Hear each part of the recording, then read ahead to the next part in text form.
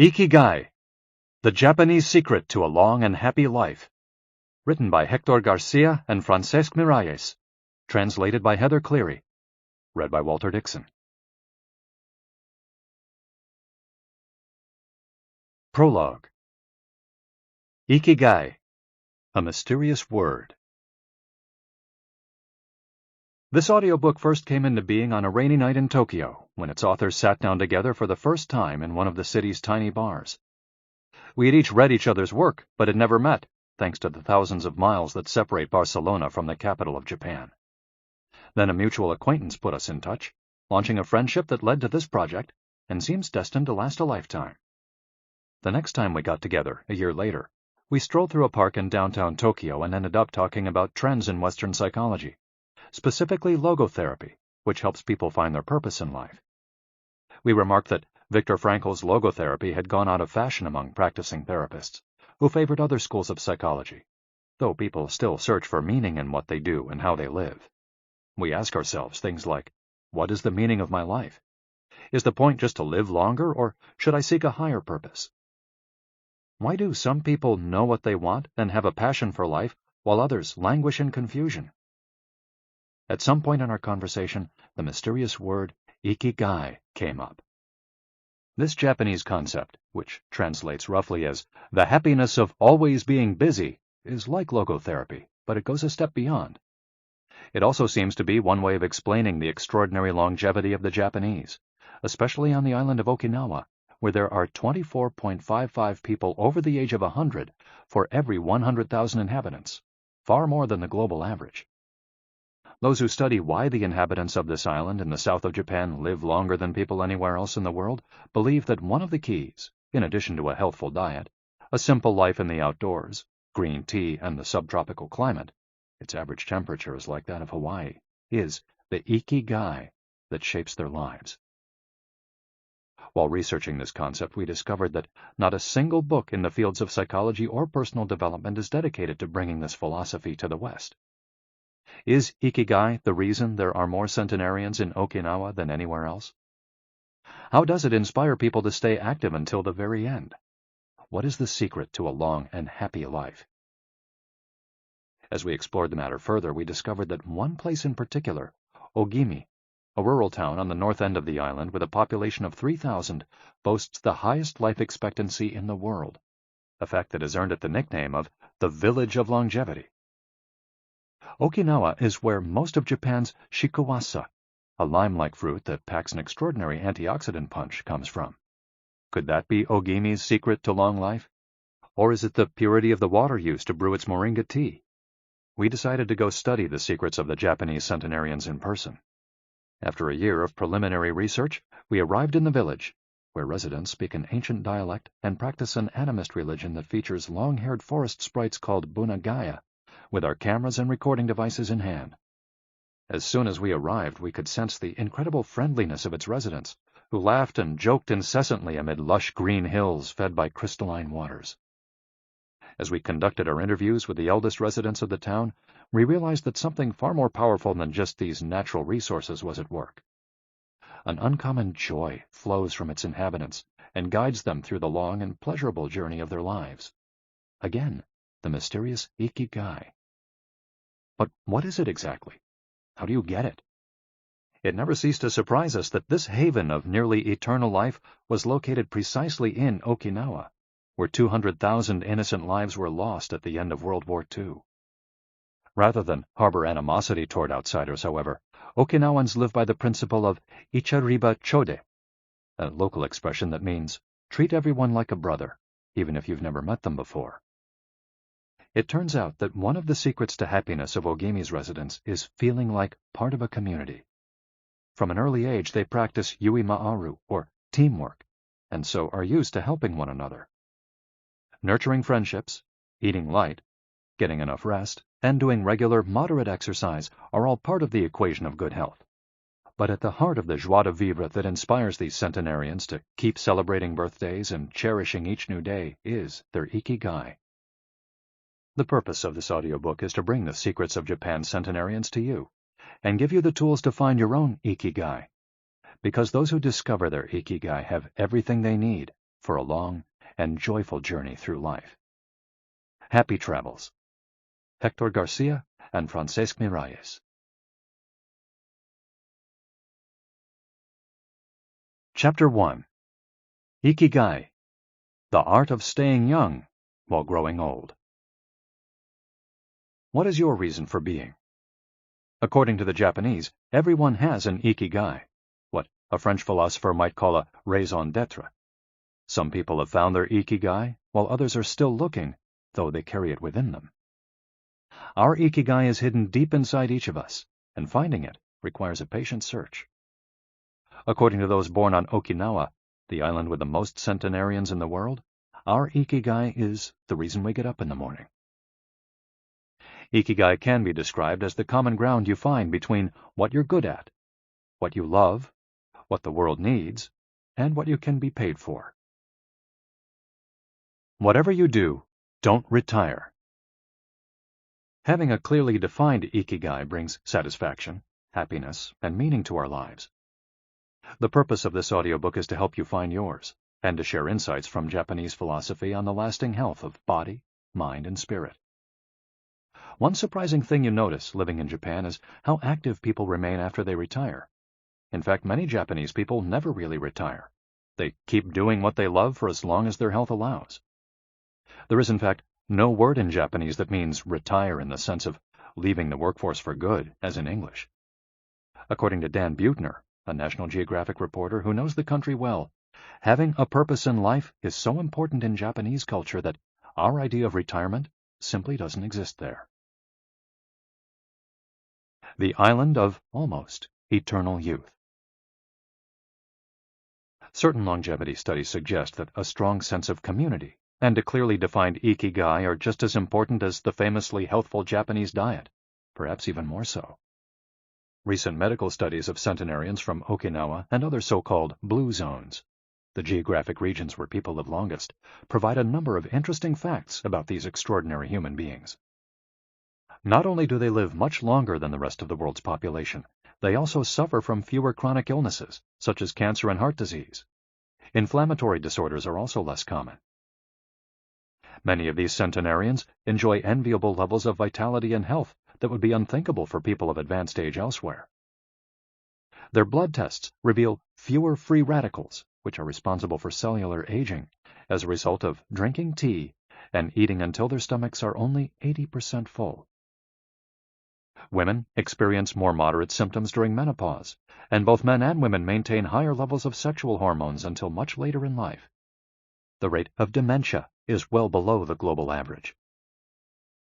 Though we'll consider each of these findings over the course of the audiobook, research clearly indicates that the Okinawans' focus on Ikigai gives a sense of purpose to each and every day and plays an important role in their health and longevity. The characters behind Ikigai. In Japanese, Ikigai is written by combining a character which means life with another which means to be worthwhile, and that can be broken down to the characters which mean armor, number one, and to be the first, to head into battle, taking initiative as a leader, and another character which means beautiful or elegant. The 5 blue zones. Okinawa holds first place among the world's blue zones. In Okinawa, women in particular live longer and have fewer diseases than anywhere else in the world. The 5 regions identified and analyzed by Dan Buettner in his book, The Blue Zones, are 1. Okinawa, Japan, especially the northern part of the island. The locals eat a diet rich in vegetables and tofu, typically served on small plates. In addition to their philosophy of Ikigai, the moai, or close-knit group of friends, plays an important role in their longevity. 2. Sardinia, Italy, specifically the provinces of Nuoro and Ogliastra. Locals on this island consume plenty of vegetables and 1 or 2 glasses of wine per day. As in Okinawa, the cohesive nature of this community is another factor directly related to longevity. 3. Loma Linda, California. Researchers studied a group of Seventh-day Adventists who are among the longest living people in the United States. 4. the Nicoya Peninsula, Costa Rica. Locals remain remarkably active after 90. Many of the region's older residents have no problem getting up at 5:30 in the morning to work in the fields. 5. Ikaria, Greece. One of every 3 inhabitants of this island near the coast of Turkey is over 90 years old, compared to less than 1% of the population of the United States, a fact that has earned it the nickname of the Island of Long Life. The local secret seems to be a lifestyle that dates back to 500 BC. In the following chapters, we'll examine several factors that seem to be the keys to longevity and are found across the blue zones, paying special attention to Okinawa and its so-called Village of Longevity. First, however, it's worth pointing out that 3 of these regions are islands, where resources can be scarce and communities have to help one another. For many, helping others might be an Ikigai strong enough to keep them alive. According to scientists who have studied the 5 blue zones, the keys to longevity are diet, exercise, finding a purpose in life, an Ikigai, and forming strong social ties, that is, having a broad circle of friends and good family relations. Members of these communities manage their time well in order to reduce stress, consume little meat or processed foods, and drink alcohol in moderation. They don't do strenuous exercise, but they do move every day, taking walks and working in their vegetable gardens. People in the blue zones would rather walk than drive. Gardening, which involves daily, low-intensity movement, is a practice almost all of them have in common.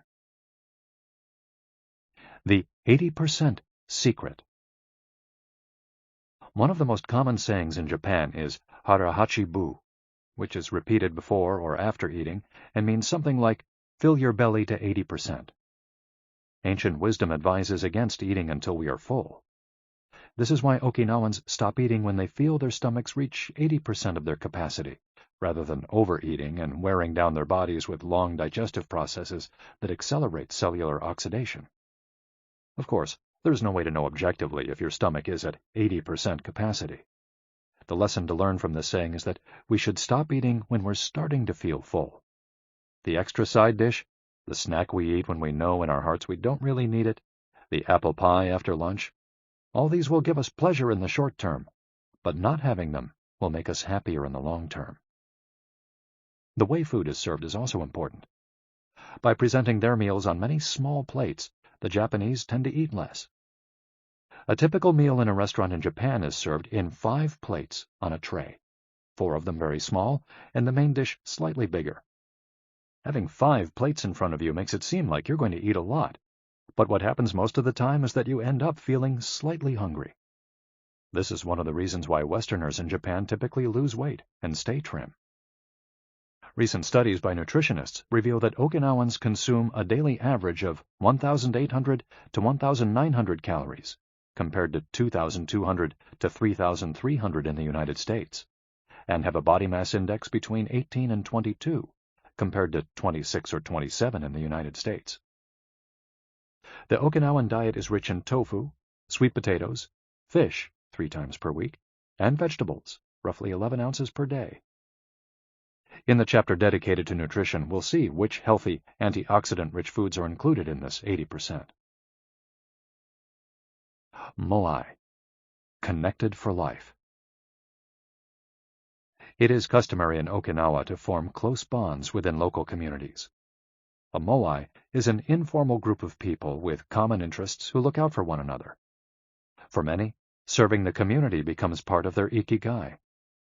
The moai has its origins in hard times, when farmers would get together to share best practices and help one another cope with meager harvests. Members of a moai make a set monthly contribution to the group. This payment allows them to participate in meetings, dinners, games of go and shogi, Japanese chess, or whatever hobby they have in common. The funds collected by the group are used for activities, but if there's money left over, one member, decided on a rotating basis, receives a set amount from the surplus. In this way, being part of a moai helps maintain emotional and financial stability.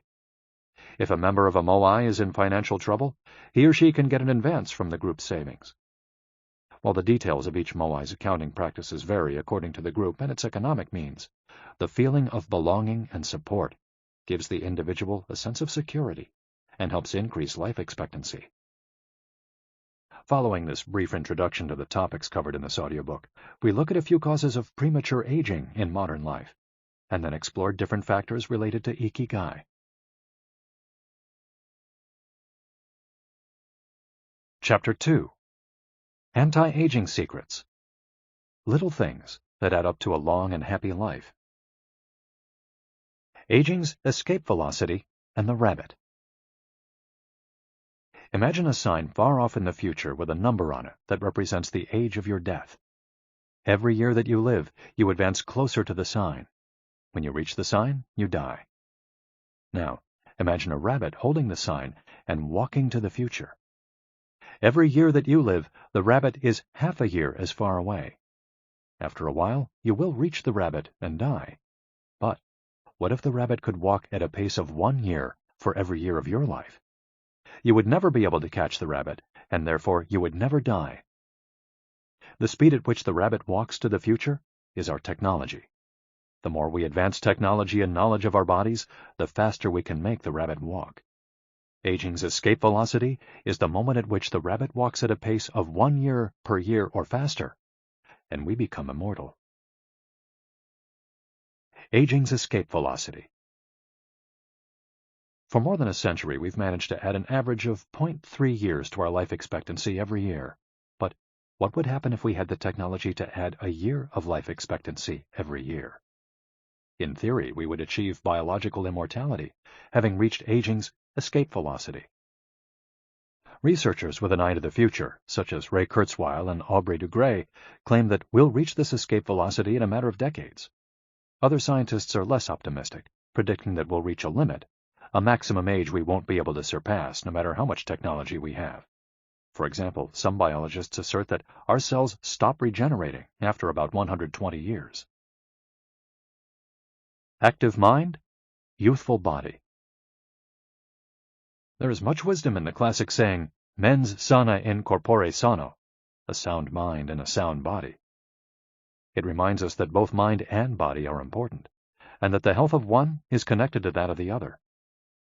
It's been shown that maintaining an active, adaptable mind is one of the key factors in staying young. Having a youthful mind also drives you toward a healthy lifestyle that will slow the aging process. Just as a lack of physical exercise has negative effects on our bodies and mood, a lack of mental exercise is bad for us, because it causes our neurons and neural connections to deteriorate, and as a result, reduces our ability to react to our surroundings. This is why it's so important to give your brain a workout. One pioneer in advocating for mental exercise is the Israeli neuroscientist Shlomo Bresnitz, who argues that the brain needs a lot of stimulation in order to stay in shape. As he stated in an interview with Edward Punset for the Spanish television program Redis, there is a tension between what is good for someone and what they want to do. This is because people, especially older people, like to do things as they've always done them. The problem is that when the brain develops ingrained habits, it doesn't need to think anymore. Things get done quickly and efficiently on automatic pilot, often in a very advantageous way. This creates a tendency to stick to routines, and the only way of breaking these is to confront the brain with new information. Presented with new information, the brain creates new connections and is revitalized. This is why it's so important to expose yourself to change, even if stepping outside your comfort zone means feeling a bit of anxiety. The effects of mental training have been scientifically demonstrated. According to Collins Hemingway and Shlomo Bresnitz in their book Maximum Brain Power, Challenging the Brain for Health and Wisdom, mental training is beneficial on many levels. You begin exercising your brain by doing a certain task for the first time, he writes, and at first it seems very difficult, but as you learn how to do it, the training is already working. The second time you realize that it's easier, not harder to do because you're getting better at it. This has a fantastic effect on a person's mood. In and of itself, it's a transformation that affects not only the results obtained, but also his or her self-image. This description of a mental workout might sound a bit formal, but simply interacting with others, playing a game, for example, offers new stimuli and helps prevent the depression that can come with solitude. Our neurons start to age while we're still in our 20s. This process is slowed, however, by intellectual activity, curiosity, and a desire to learn. Dealing with new situations, Learning something new every day, playing games, and interacting with other people seem to be essential for anti-aging strategies for the mind. Furthermore, a more positive outlook in this regard will yield greater mental benefits. Stress, accused of killing longevity. Many people seem older than they are. Research into the causes of premature aging has shown that stress has a lot to do with it, because the body wears down much faster during periods of crisis. The American Institute of Stress investigated this degenerative process and concluded that most health problems are caused by stress. Researchers at the Heidelberg University Hospital conducted a study in which they subjected a young doctor to a job interview, which they made even more stressful by forcing him to solve complex math problems for 30 minutes. Afterward, they took a blood sample. What they discovered was that his antibodies had reacted to stress the same way they react to pathogens, activating the proteins that trigger an immune response. The problem is that this response not only neutralizes harmful agents, it also damages healthy cells, leading them to age prematurely. The University of California conducted a similar study, taking data and samples from 39 women who had high levels of stress due to the illness of one of their children, and comparing them to samples from women with healthy children and low levels of stress. They found that stress promotes cellular aging by weakening cell structures known as telomeres, which affect cellular regeneration and how our cells age. As the study revealed, the greater the stress, the greater the degenerative effects on cells. How does stress work? These days, people live at a frantic pace and in a nearly constant state of competition.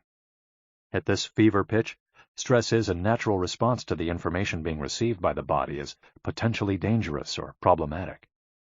Theoretically, this is a useful reaction, as it helps us survive in hostile surroundings. Over the course of our evolution, we have used this response to deal with difficult situations and to flee from predators. The alarm that goes off in our head makes our neurons activate the pituitary gland, which produces hormones that release corticotropin, which in turn circulates through the body via the sympathetic nervous system. The adrenal gland is then triggered to release adrenaline and cortisol.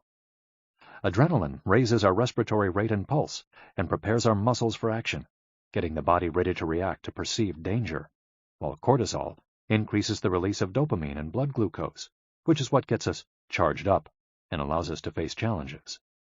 These processes are, in moderation, beneficial. They help us overcome challenges in our daily lives. Nonetheless, the stress to which human beings are subjected today is clearly harmful. Compare the lives of cave dwellers with modern humans. Cave dwellers were relaxed most of the time. Modern humans work most of the time and are alert to any and all threats. Cave dwellers felt stress only in very specific situations. Modern humans are online or waiting for notifications from their cell phones 24 hours a day. To cave dwellers, the threats were real. A predator could end their lives at any moment. For modern humans, the brain associates the ping of a cell phone or an email notification with the threat of a predator. For cave dwellers, high doses of cortisol and adrenaline at moments of danger kept the body healthy. In modern humans, low doses of cortisol flow constantly through the body, with implications for a range of health problems, including adrenal fatigue and chronic fatigue syndrome. Stress has a degenerative effect over time. A sustained state of emergency affects the neurons associated with memory, as well as inhibiting the release of certain hormones, the absence of which can cause depression. Its secondary effects include irritability, insomnia, anxiety, and high blood pressure. As such, though challenges are good for keeping mind and body active, we should adjust our high-stress lifestyles in order to avoid the premature aging of our bodies. Be mindful about reducing stress.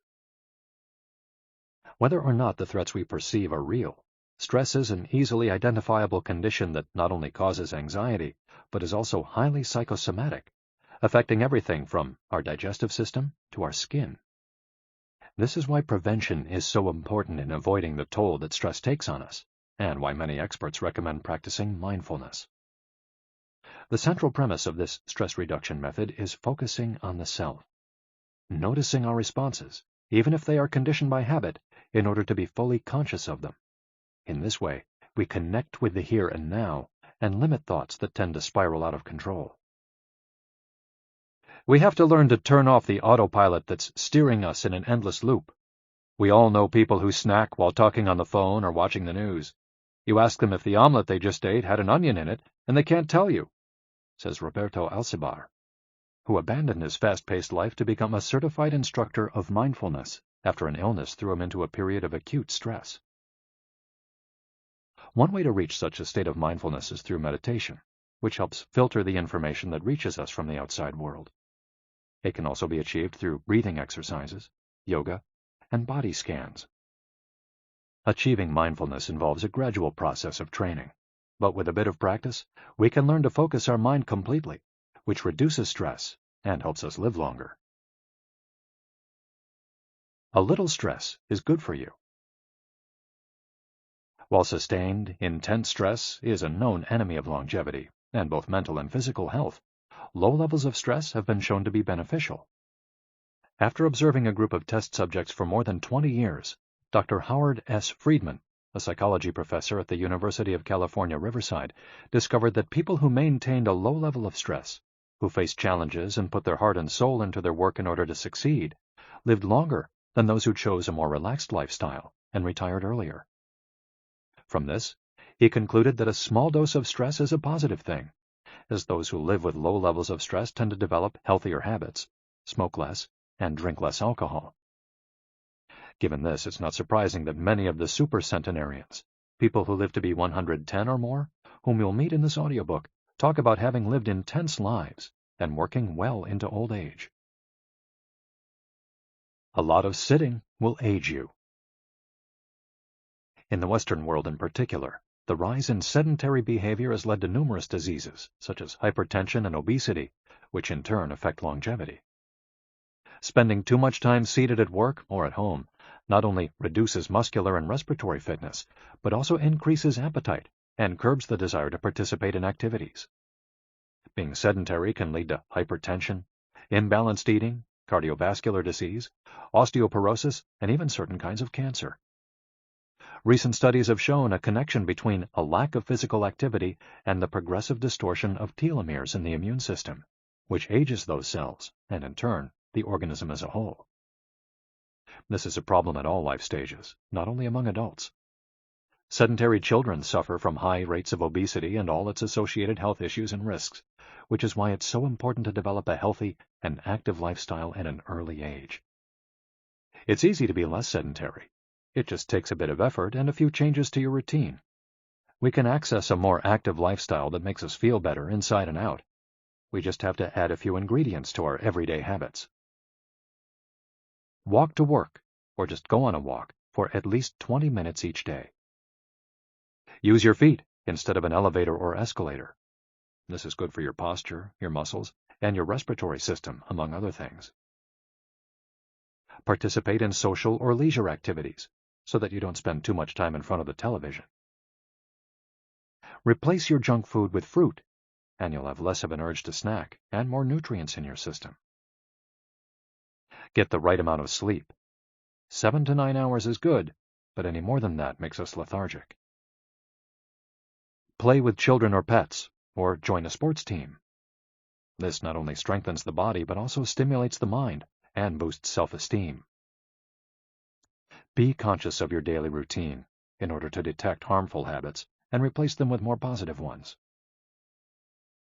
By making these small changes, we can begin to renew our bodies and minds and increase our life expectancy. A model's best-kept secret. Though we age both externally and internally, both physically and mentally, one of the things that tell us the most about people's age is their skin, which takes on different textures and colors according to processes going on beneath the surface. Most of those who make their living as models claim to sleep between 9 and 10 hours the night before a fashion show. This gives their skin a taut, wrinkle-free appearance and a healthy, radiant glow. Science has shown that sleep is a key anti-aging tool because when we sleep, we generate melatonin, a hormone that occurs naturally in our bodies.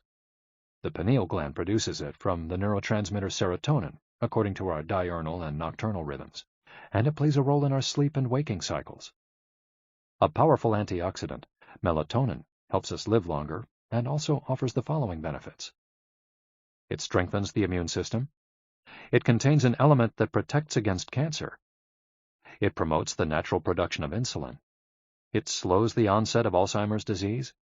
It helps prevent osteoporosis and fight heart disease. For all these reasons, melatonin is a great ally in preserving youth. It should be noted, however, that melatonin production decreases after age 30. We can compensate for this by eating a balanced diet and getting more calcium, soaking up a moderate amount of sun each day, getting enough sleep, avoiding stress, alcohol, tobacco, and caffeine, all of which make it harder to get a good night's rest, depriving us of the melatonin we need. Experts are trying to determine whether artificially stimulating production of melatonin might help slow the aging process, which would confirm the theory that we already carry the secret to longevity within us. Anti-aging attitudes. The mind has tremendous power over the body and how quickly it ages. Most doctors agree that the secret to keeping the body young is keeping the mind active, a key element of Ikigai, and not caving in when we face difficulties throughout our lives. One study, conducted at Yeshiva University, found that the people who live the longest have two dispositional traits in common: a positive attitude and a high degree of emotional awareness. In other words, those who face challenges with a positive outlook and are able to manage their emotions are already well on their way toward longevity. A stoic attitude, serenity in the face of a setback, can also help keep you young, as it lowers anxiety and stress levels and stabilizes behavior. This can be seen in the greater life expectancies of certain cultures with unhurried, deliberate lifestyles. Many centenarians and supercentenarians have similar profiles. They've had full lives that were difficult at times, but they knew how to approach these challenges with a positive attitude and not be overwhelmed by the obstacles they faced. Alexander Imich, who in 2014 became the world's oldest living man at age 111, knew he had good genes, but understood that other factors contributed too. "The life you live is equally or more important for longevity," he said in an interview with Reuters after being added to Guinness World Records in 2014. An Ode to Longevity. During our stay in Ogimi, the village that holds the Guinness record for longevity, a woman who was about to turn 100 years old sang the following song for us in a mixture of Japanese and the local dialect. "To keep healthy and have a long life, eat just a little of everything with relish. Go to bed early, get up early, and then go out for a walk. We live each day with serenity, and we enjoy the journey. To keep healthy and have a long life, we get on well with all our friends. Spring, summer, fall, winter, we happily enjoy all the seasons. The secret is not to get distracted by how old the fingers are, from the fingers to the head and back once again. If you keep moving with your fingers working, 100 years will come to you." We can now use our fingers to play the next chapter, where we'll look at the close relationship between longevity and discovering our life's mission. Chapter 3. From Logotherapy to Ikigai. How to live longer and better by finding your purpose. What is logotherapy? A colleague once asked Viktor Frankl to define his school of psychology in a single phrase, to which Frankl replied, "Well, in logotherapy, the patient sits up straight and has to listen to things that are, on occasion, hard to hear." The colleague had just described psychoanalysis to him in the following terms. "In psychoanalysis, the patient lies down on a couch and tells you things that are, on occasion, hard to say." Frankl explains that one of the first questions he would ask his patients was, "Why do you not commit suicide?" Usually the patient found good reasons not to and was able to carry on. What then does logotherapy do? The answer is pretty clear. It helps you find reasons to live. Logotherapy pushes patients to consciously discover their life's purpose in order to confront their neuroses. Their quest to fulfill their destiny then motivates them to press forward, breaking the mental chains of the past and overcoming whatever obstacles they encounter along the way. Something to live for. A study conducted by Frankl in his Vienna clinic found that among both patients and personnel, around 80% believed that human beings needed a reason for living, and around 60% felt they had someone or something in their lives worth dying for. The search for meaning. The search for purpose became a personal driving force that allowed Frankl to achieve his goals. The process of logotherapy can be summarized in these 5 steps. 1. A person feels empty, frustrated, or anxious. 2. The therapist shows him that what he is feeling is the desire to have a meaningful life. 3. The patient discovers his life's purpose at that particular point in time. 4. Of his own free will, the patient decides to accept or reject that destiny. 5. This newfound passion for life helps him overcome obstacles and sorrows. Frankl himself would live and die for his principles and ideals. His experiences as a prisoner at Auschwitz showed him that everything can be taken from a man but one thing, the last of the human freedoms: to choose one's attitude in any given set of circumstances, to choose one's own way. It was something he had to go through alone, without any help, and it inspired him for the rest of his life. 10 differences between psychoanalysis and logotherapy. Psychoanalysis: the patient reclines on a couch like a patient. Logotherapy: the patient sits facing the therapist, who guides him or her without passing judgment. Psychoanalysis is retrospective, it looks to the past. Logotherapy looks toward the future. Psychoanalysis is introspective, it analyzes neuroses. Logotherapy does not delve into the patient's neuroses. In psychoanalysis, the drive is toward pleasure. In logotherapy, the drive is toward purpose and meaning. Psychoanalysis centers on psychology. Logotherapy includes a spiritual dimension. Psychoanalysis works on psychogenic neuroses. Logotherapy also works on noogenic or existential neuroses. Psychoanalysis analyzes the unconscious origin of conflicts, instinctual dimension. Logotherapy deals with conflicts when and where they arise, spiritual dimension. Psychoanalysis limits itself to the patient's instincts. Logotherapy also deals with spiritual realities. Psychoanalysis is fundamentally incompatible with faith. Logotherapy is compatible with faith. Psychoanalysis seeks to reconcile conflicts and satisfy impulses and instincts. Logotherapy seeks to help the patient find meaning in his life and satisfy his moral principles. Fight for yourself. Existential frustration arises when our life is without purpose or when that purpose is skewed. In Frankl's view, however, there's no need to see this frustration as an anomaly or a symptom of neurosis. Instead, it can be a positive thing, a catalyst for change. Logotherapy does not see this frustration as mental illness, the way other forms of therapy do, but rather as spiritual anguish, a natural and beneficial phenomenon that drives those who suffer from it to seek a cure, whether on their own or with the help of others, and in so doing, find greater satisfaction in life. It helps them change their own destiny. Logotherapy enters the picture if a person needs help doing this, if he needs guidance in discovering his life's purpose, and later in overcoming conflict so he can keep moving towards his objective. In Man's Search for Meaning, Frankl cites one of Nietzsche's famous aphorisms: "He who has a why to live can bear with almost any how." Based on his own experience, Frankl believed that our health depends on that natural tension that comes from comparing what we've accomplished so far with what we'd like to achieve in the future. What we need, then, is not a peaceful existence, but a challenge we can strive to meet by applying all the skills at our disposal. Existential crisis, on the other hand, is typical of modern societies in which people do what they're told to do or what others do, rather than what they want to do. They often try to fill the gap between what is expected of them and what they want for themselves with economic power or physical pleasure, or by numbing their senses. It can even lead to suicide.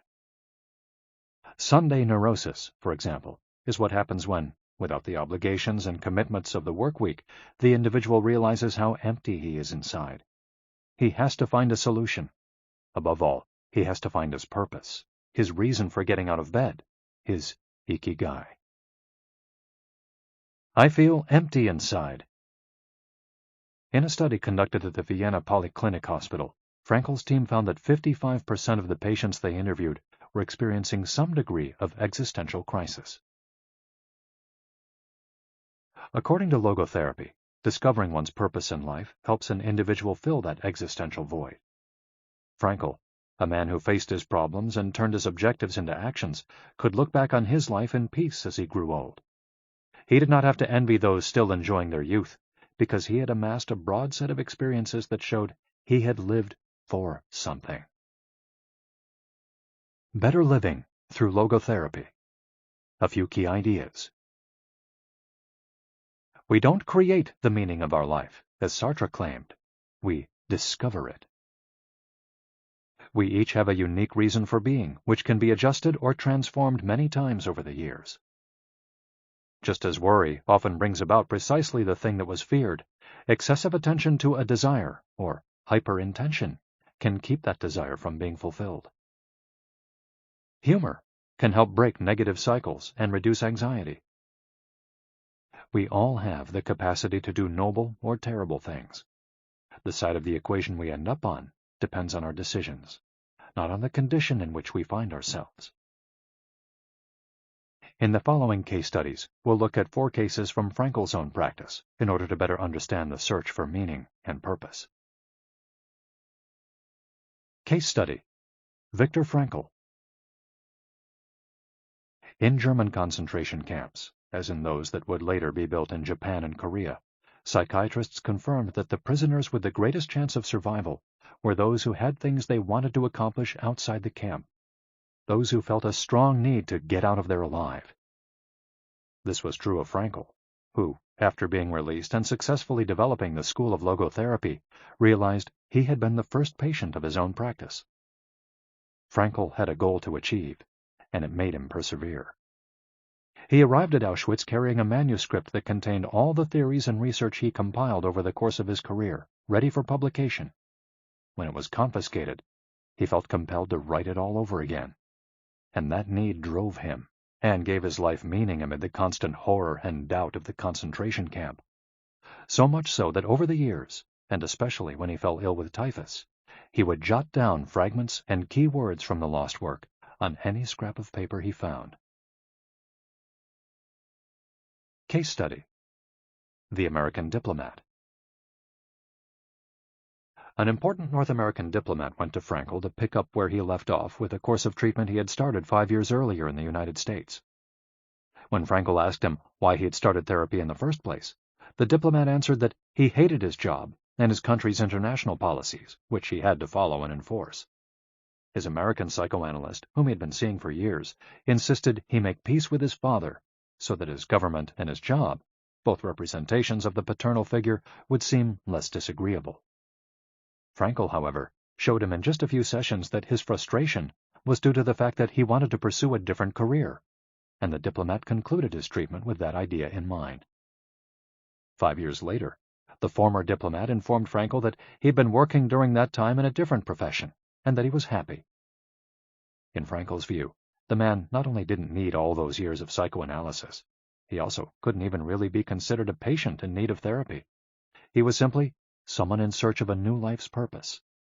As soon as he found it, his life took on deeper meaning. Case study: The Suicidal Mother. The mother of a boy who had died at age 11 was admitted to Frankl's clinic after she tried to kill herself and her other son. It was this other son, paralyzed since birth, who kept her from carrying out her plan. He did believe his life had a purpose, and if his mother killed them both, it would keep him from achieving his goals. The woman shared her story in a group session. To help her, Frankl asked another woman to imagine a hypothetical situation in which she lay on her deathbed, old and wealthy, but childless. The woman insisted that, in that case, she would have felt her life had been a failure. When the suicidal mother was asked to perform the same exercise, imagining herself on her deathbed, she looked back and realized that she had done everything in her power for her children, for both of them. She had given her paralyzed son a good life, and he had turned into a kind, reasonably happy person. To this she added, crying, "As for myself, I can look back peacefully on my life, for I can say my life was full of meaning, and I have tried hard to live it fully. I have done my best. I have done my best for my son. My life was no failure." In this way, by imagining herself on her deathbed and looking back, the suicidal mother found the meaning that, though she was not aware of it, her life already had. Case study: The Grief-Stricken Doctor. An elderly doctor, unable to overcome the deep depression into which he'd fallen after the death of his wife 2 years earlier, went to Frankel for help. Instead of giving him advice or analyzing his condition, Frankel asked him what would have happened if he had been the one who died first. The doctor, horrified, answered that it would have been terrible for his poor wife, that she would have suffered tremendously.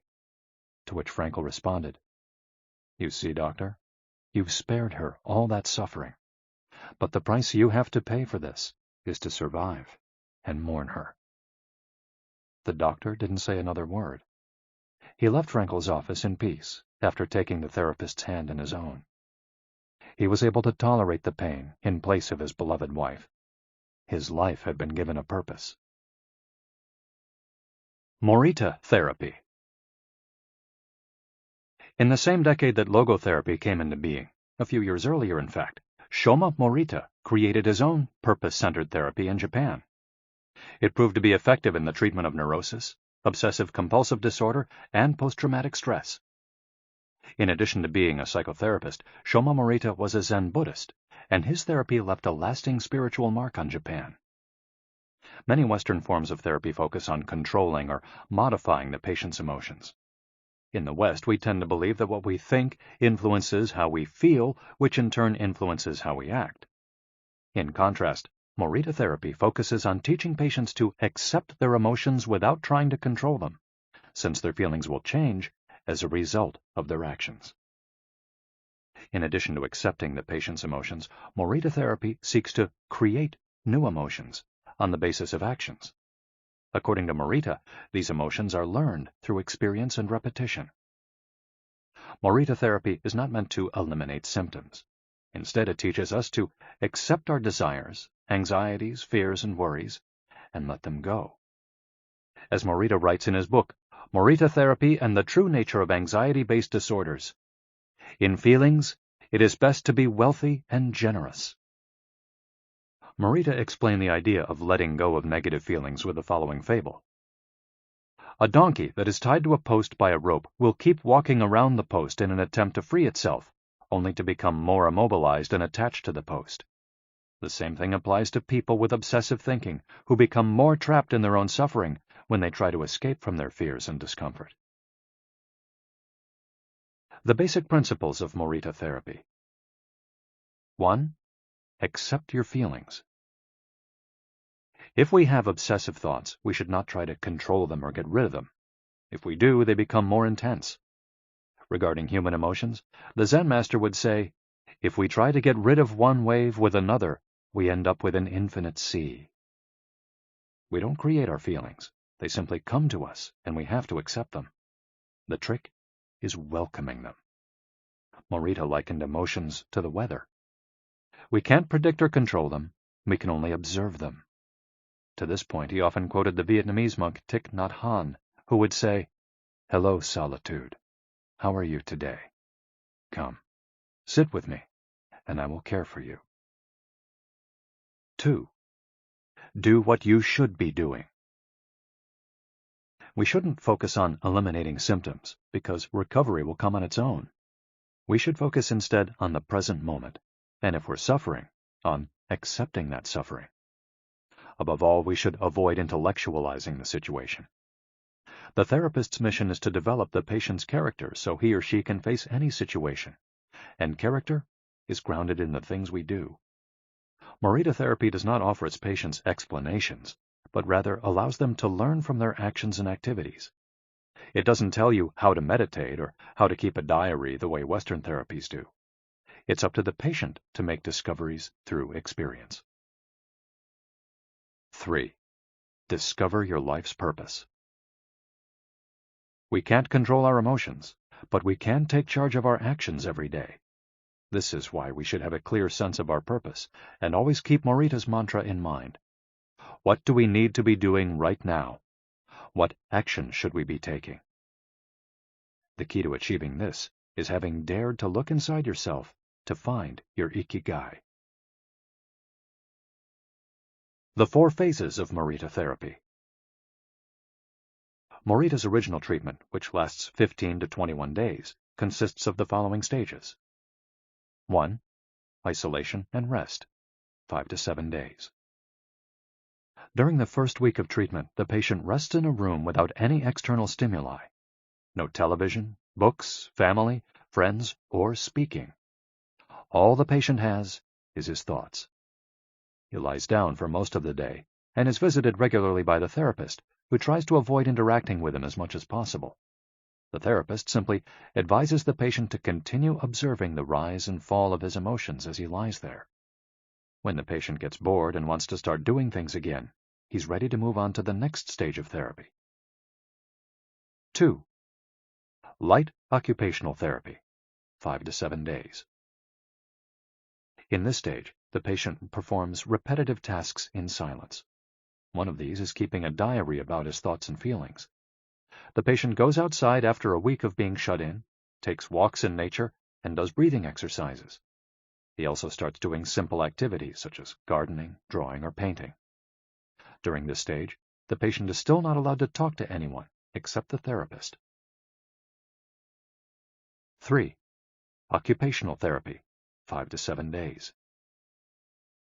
In this stage, the patient performs tasks that require physical movement. Dr. Morita liked to take his patients to the mountains to chop wood. In addition to physical tasks, the patient is also immersed in other activities such as writing, painting, or making ceramics. The patient can speak with others at this stage, but only about the tasks at hand. 4. The return to social life and the real world. The patient leaves the hospital and is reintroduced to social life, but maintains the practices of meditation and occupational therapy developed during treatment. The idea is to re-enter society as a new person, with a sense of purpose, and without being controlled by social or emotional pressures. Nikon meditation. Morita was a great Zen master of Nikon introspective meditation. Much of his therapy draws on his knowledge and mastery of this school, which centers on 3 questions the individual must ask him or herself. 1. What have I received from person X? 2. What have I given to person X? 3. What problems have I caused person X? Through these reflections, we stop identifying others as the cause of our problems and deepen our own sense of responsibility. As Morita said, if you are angry and want to fight, think about it for 3 days before coming to blows. After 3 days, the intense desire to fight will pass on its own. And now, Ikigai. Logotherapy and Morita therapy are both grounded in a personal, unique experience that you can access without therapists or spiritual retreats. The mission of finding your Ikigai, your existential fuel. Once you find it, it's only a matter of having the courage and making the effort to stay on the right path. In the following chapters, we'll take a look at the basic tools you'll need to get moving along that path. Finding flow in the tasks you've chosen to do, eating in a balanced and mindful way, doing low-intensity exercise, and learning not to give in when difficulties arise. In order to do this, you have to accept that the world, like the people who live in it, is imperfect, but that it's still full of opportunities for growth and achievement. Are you ready to throw yourself into your passion, as if it were the most important thing in the world? Chapter 4.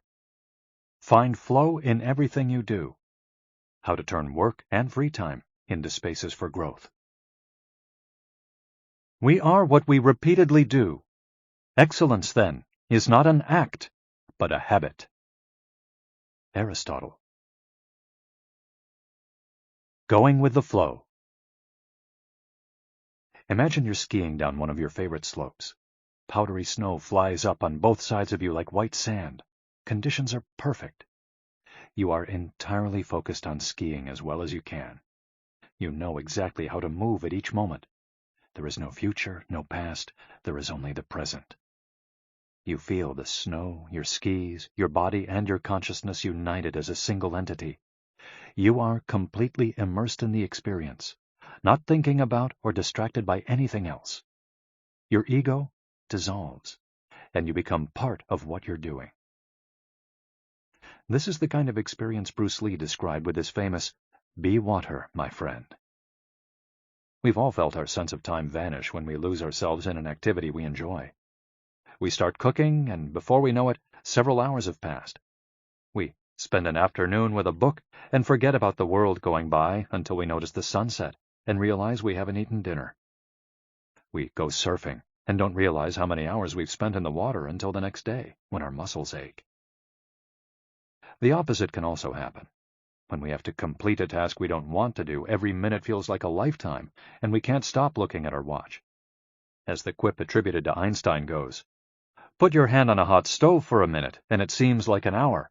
Sit with a pretty girl for an hour, and it seems like a minute." That is relativity. The funny thing is that someone else might really enjoy the same task, but we want to finish as quickly as possible. What makes us enjoy doing something so much that we forget about whatever worries we might have while we do it? When are we happiest?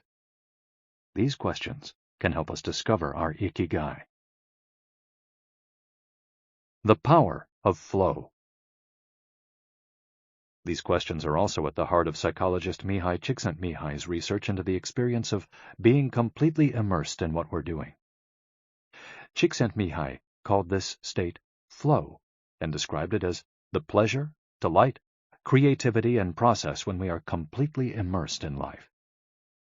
There is no magic recipe for finding happiness, for living according to your Ikigai, but one key ingredient is the ability to reach this state of flow, and, through this state, have an optimal experience. In order to achieve this optimal experience, we have to focus on increasing the time we spend on activities that bring us to this state of flow, rather than allowing ourselves to get caught up in activities that offer immediate pleasure, like eating too much, abusing drugs or alcohol, or stuffing ourselves with chocolate in front of the TV. As Csikszentmihalyi asserts in his book, Flow, The Psychology of Optimal Experience, flow is the state in which people are so involved in an activity that nothing else seems to matter. The experience itself is so enjoyable that people will do it, even at great cost, for the sheer sake of doing it. It's not only creative professionals who require the high doses of concentration that promote flow. Most athletes, chess players, and engineers also spend much of their time on activities that bring them to this state. According to Csikszentmihalyi's research, a chess player feels the same way upon entering a state of flow as a mathematician working on a formula, or a surgeon performing an operation. A professor of psychology, Csikszentmihalyi analyzed data from people around the world and discovered that flow is the same among individuals of all ages and cultures. In New York and Okinawa, we all reach a state of flow in the same way. But what happens to our mind when we're in that state? When we flow, we're focused on a concrete task without any distractions. Our mind is in order. The opposite occurs when we try to do something while our mind is on other things. The 7 conditions for achieving flow. According to researcher Owen Schaffer of DePaul University, the requirements for achieving flow are 1. Knowing what to do. 2. Knowing how to do it. 3. Knowing how well you're doing. 4. Knowing where to go, where navigation is involved. 5. Perceiving significant challenges. 6. Perceiving significant skills. 7. Being free from distractions. If you often find yourself losing focus while working on something you consider important, there are several strategies you can employ to increase your chances of achieving flow. Strategy number 1. Choose a difficult task, but not too difficult. Schaffer's model encourages us to take on tasks that we have a chance of completing, but that are slightly outside our comfort zone. Every task, sport, or job has a set of rules, and we need a set of skills to follow them. If the rules for completing a task or achieving a purpose are too basic relative to our skill set, we'll likely get bored. Activities that are too easy lead to apathy. If, on the other hand, we assign ourselves to a task that is too difficult, we won't have the skills to complete it and will almost certainly give up and feel frustrated to boot. The ideal is to find a middle path, something aligned with our abilities but just a bit of a stretch, so we experience it as a challenge. That's what Ernest Hemingway meant when he said, "Sometimes I write better than I can." We want to see challenges through to the end because we enjoy the feeling of pushing ourselves. Bertrand Russell expressed a similar idea when he said, "To be able to concentrate for a considerable amount of time is essential to difficult achievement." If you're a graphic designer, learn a new software program for your next project. If you're a programmer, use a new programming language. If you're a dancer, try to incorporate into your next routine a movement that has seemed impossible for years. Add a little something extra, something that takes you out of your comfort zone. Even doing something as simple as reading means following certain rules, having certain abilities and knowledge. If we set out to read a book on quantum mechanics for specialists in physics without being specialists in physics ourselves, we'll probably give up after a few minutes. On the other end of the spectrum, if we already know everything a book has to tell us, we'll get bored right away. However, if the book is appropriate to our knowledge and abilities and builds on what we already know, we'll immerse ourselves in our reading, and time will flow. This pleasure and satisfaction are evidence that we are in tune with our Ikigai. In summary, easy tasks lead to boredom, challenging tasks lead to flow, tasks beyond our abilities lead to anxiety. Strategy 2. Have a clear, concrete objective. Video games, played in moderation, board games, and sports are great ways to achieve flow because the objective tends to be very clear. Beat your rival or your own record while following a set of explicitly defined rules. Unfortunately, the objective isn't quite as clear in most situations. According to a study by Boston Consulting Group, when asked about their bosses, the #1 complaint of employees at multinational corporations is that they don't communicate the team's mission clearly, and that as a result, the employees don't know what their objectives are. What often happens, especially in big companies, is that the executives get lost in the details of obsessive planning, creating strategies to hide the fact that they don't have a clear objective. It's like heading out to sea with a map, but no destination. It's much more important to have a compass pointing to a concrete objective than to have a map. Joy Ito, director of the MIT Media Lab, encourages us to use the principle of compass over maps as a tool to navigate our world of uncertainty. In the book Whiplash, How to Survive Our Faster Future, he and Jeff Howe write, "In an increasingly unpredictable world moving ever more quickly, a detailed map may lead you deep into the woods at an unnecessarily high cost. A good compass, though, will always take you where you need to go. It doesn't mean that you should start your journey without any idea where you're going. What it does mean is understanding that while the path to your goal may not be straight, you'll finish faster and more efficiently than you would have if you had trudged along a pre-planned route." In business, the creative professions, and education alike, it's important to reflect on what we hope to achieve before starting to work, study, or make something. We should ask ourselves questions such as, what is my objective for today's session in the studio? How many words am I going to write today for the article coming out next month? What is my team's mission? How fast will I set the metronome tomorrow in order to play that sonata at an allegro tempo by the end of the week? Having a clear objective is important in achieving flow, but we also have to know how to leave it behind when we get down to business. Once the journey has begun, we should keep this objective in mind without obsessing over it. When Olympic athletes compete for a gold medal, they can't stop to think how pretty the medal is. They have to be present in the moment. They have to flow. If they lose focus for a second, thinking how proud they'll be to show the medal to their parents, they'll almost certainly commit an error at a critical moment and will not win the competition. One common example of this is writer's block. Imagine that a writer has to finish a novel in 3 months. The objective is clear. The problem is that the writer can't stop obsessing over it. Every day she wakes up thinking, I have to write that novel. And every day she sets about reading the newspaper and cleaning the house. Every evening she feels frustrated and promises she'll get to work the next day. Days, weeks, and months pass, and the writer still hasn't gotten anything down on the page, when all it would have taken was to sit down and get that first word out, then the second, to flow with the project, expressing her Ikigai. As soon as you take these first small steps, your anxiety will disappear and you'll achieve a pleasant flow in the activity you're doing. Getting back to Albert Einstein, a happy man is too satisfied with the present to dwell on the future. To summarize, a vague objective leads to confusion, time and energy wasted on meaningless tasks, and mental block. A clearly defined objective and a focus on process leads to flow. And obsessive desire to achieve a goal while ignoring process leads to a fixation on the objective rather than on getting down to business, and mental block. Strategy 3. Concentrate on a single task. This is perhaps one of the greatest obstacles we face today, with so much technology and so many distractions. We're listening to a video on YouTube while writing an email when suddenly a chat prompt pops up and we answer it. Then our smartphone vibrates in our pocket. Just as soon as we respond to that message, we're back at our computer logging onto Facebook.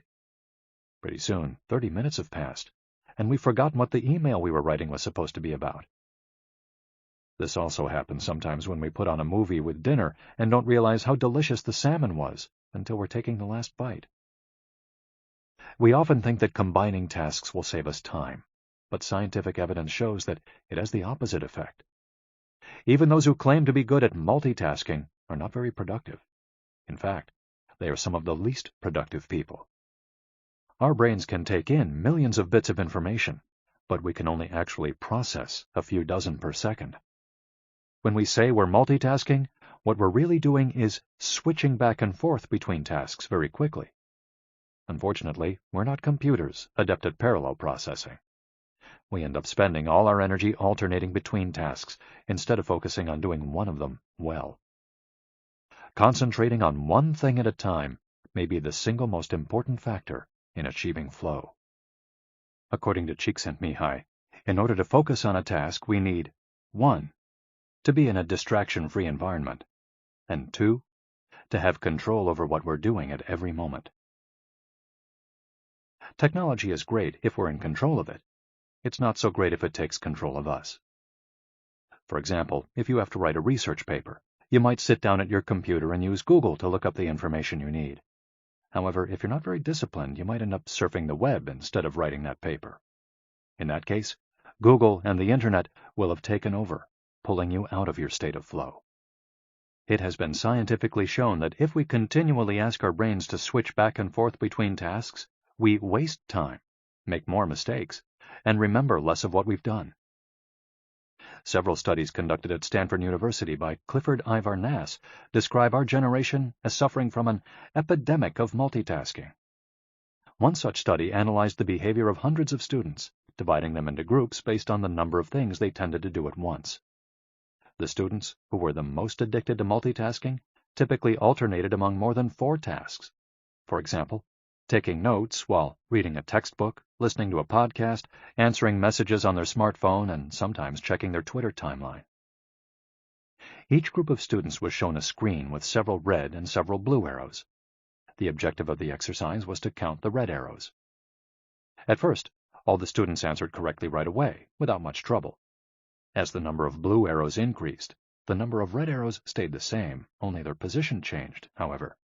The students accustomed to multitasking had serious trouble counting the red arrows in the time allotted, or as quickly as the students who did not habitually multitask, for one very simple reason. They got distracted by the blue arrows.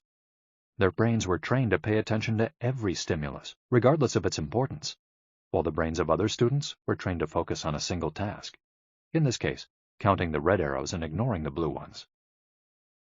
Other studies indicate that working on several things at once lowers our productivity by at least 60% and our IQ by more than 10 points. One study funded by the Swedish Council for Working Life and Social Research found that a sample group of more than 4,000 young adults between the ages of 20 and 24 who were addicted to their smartphones got less sleep, felt less connected to their community at school, and were more likely to show signs of depression.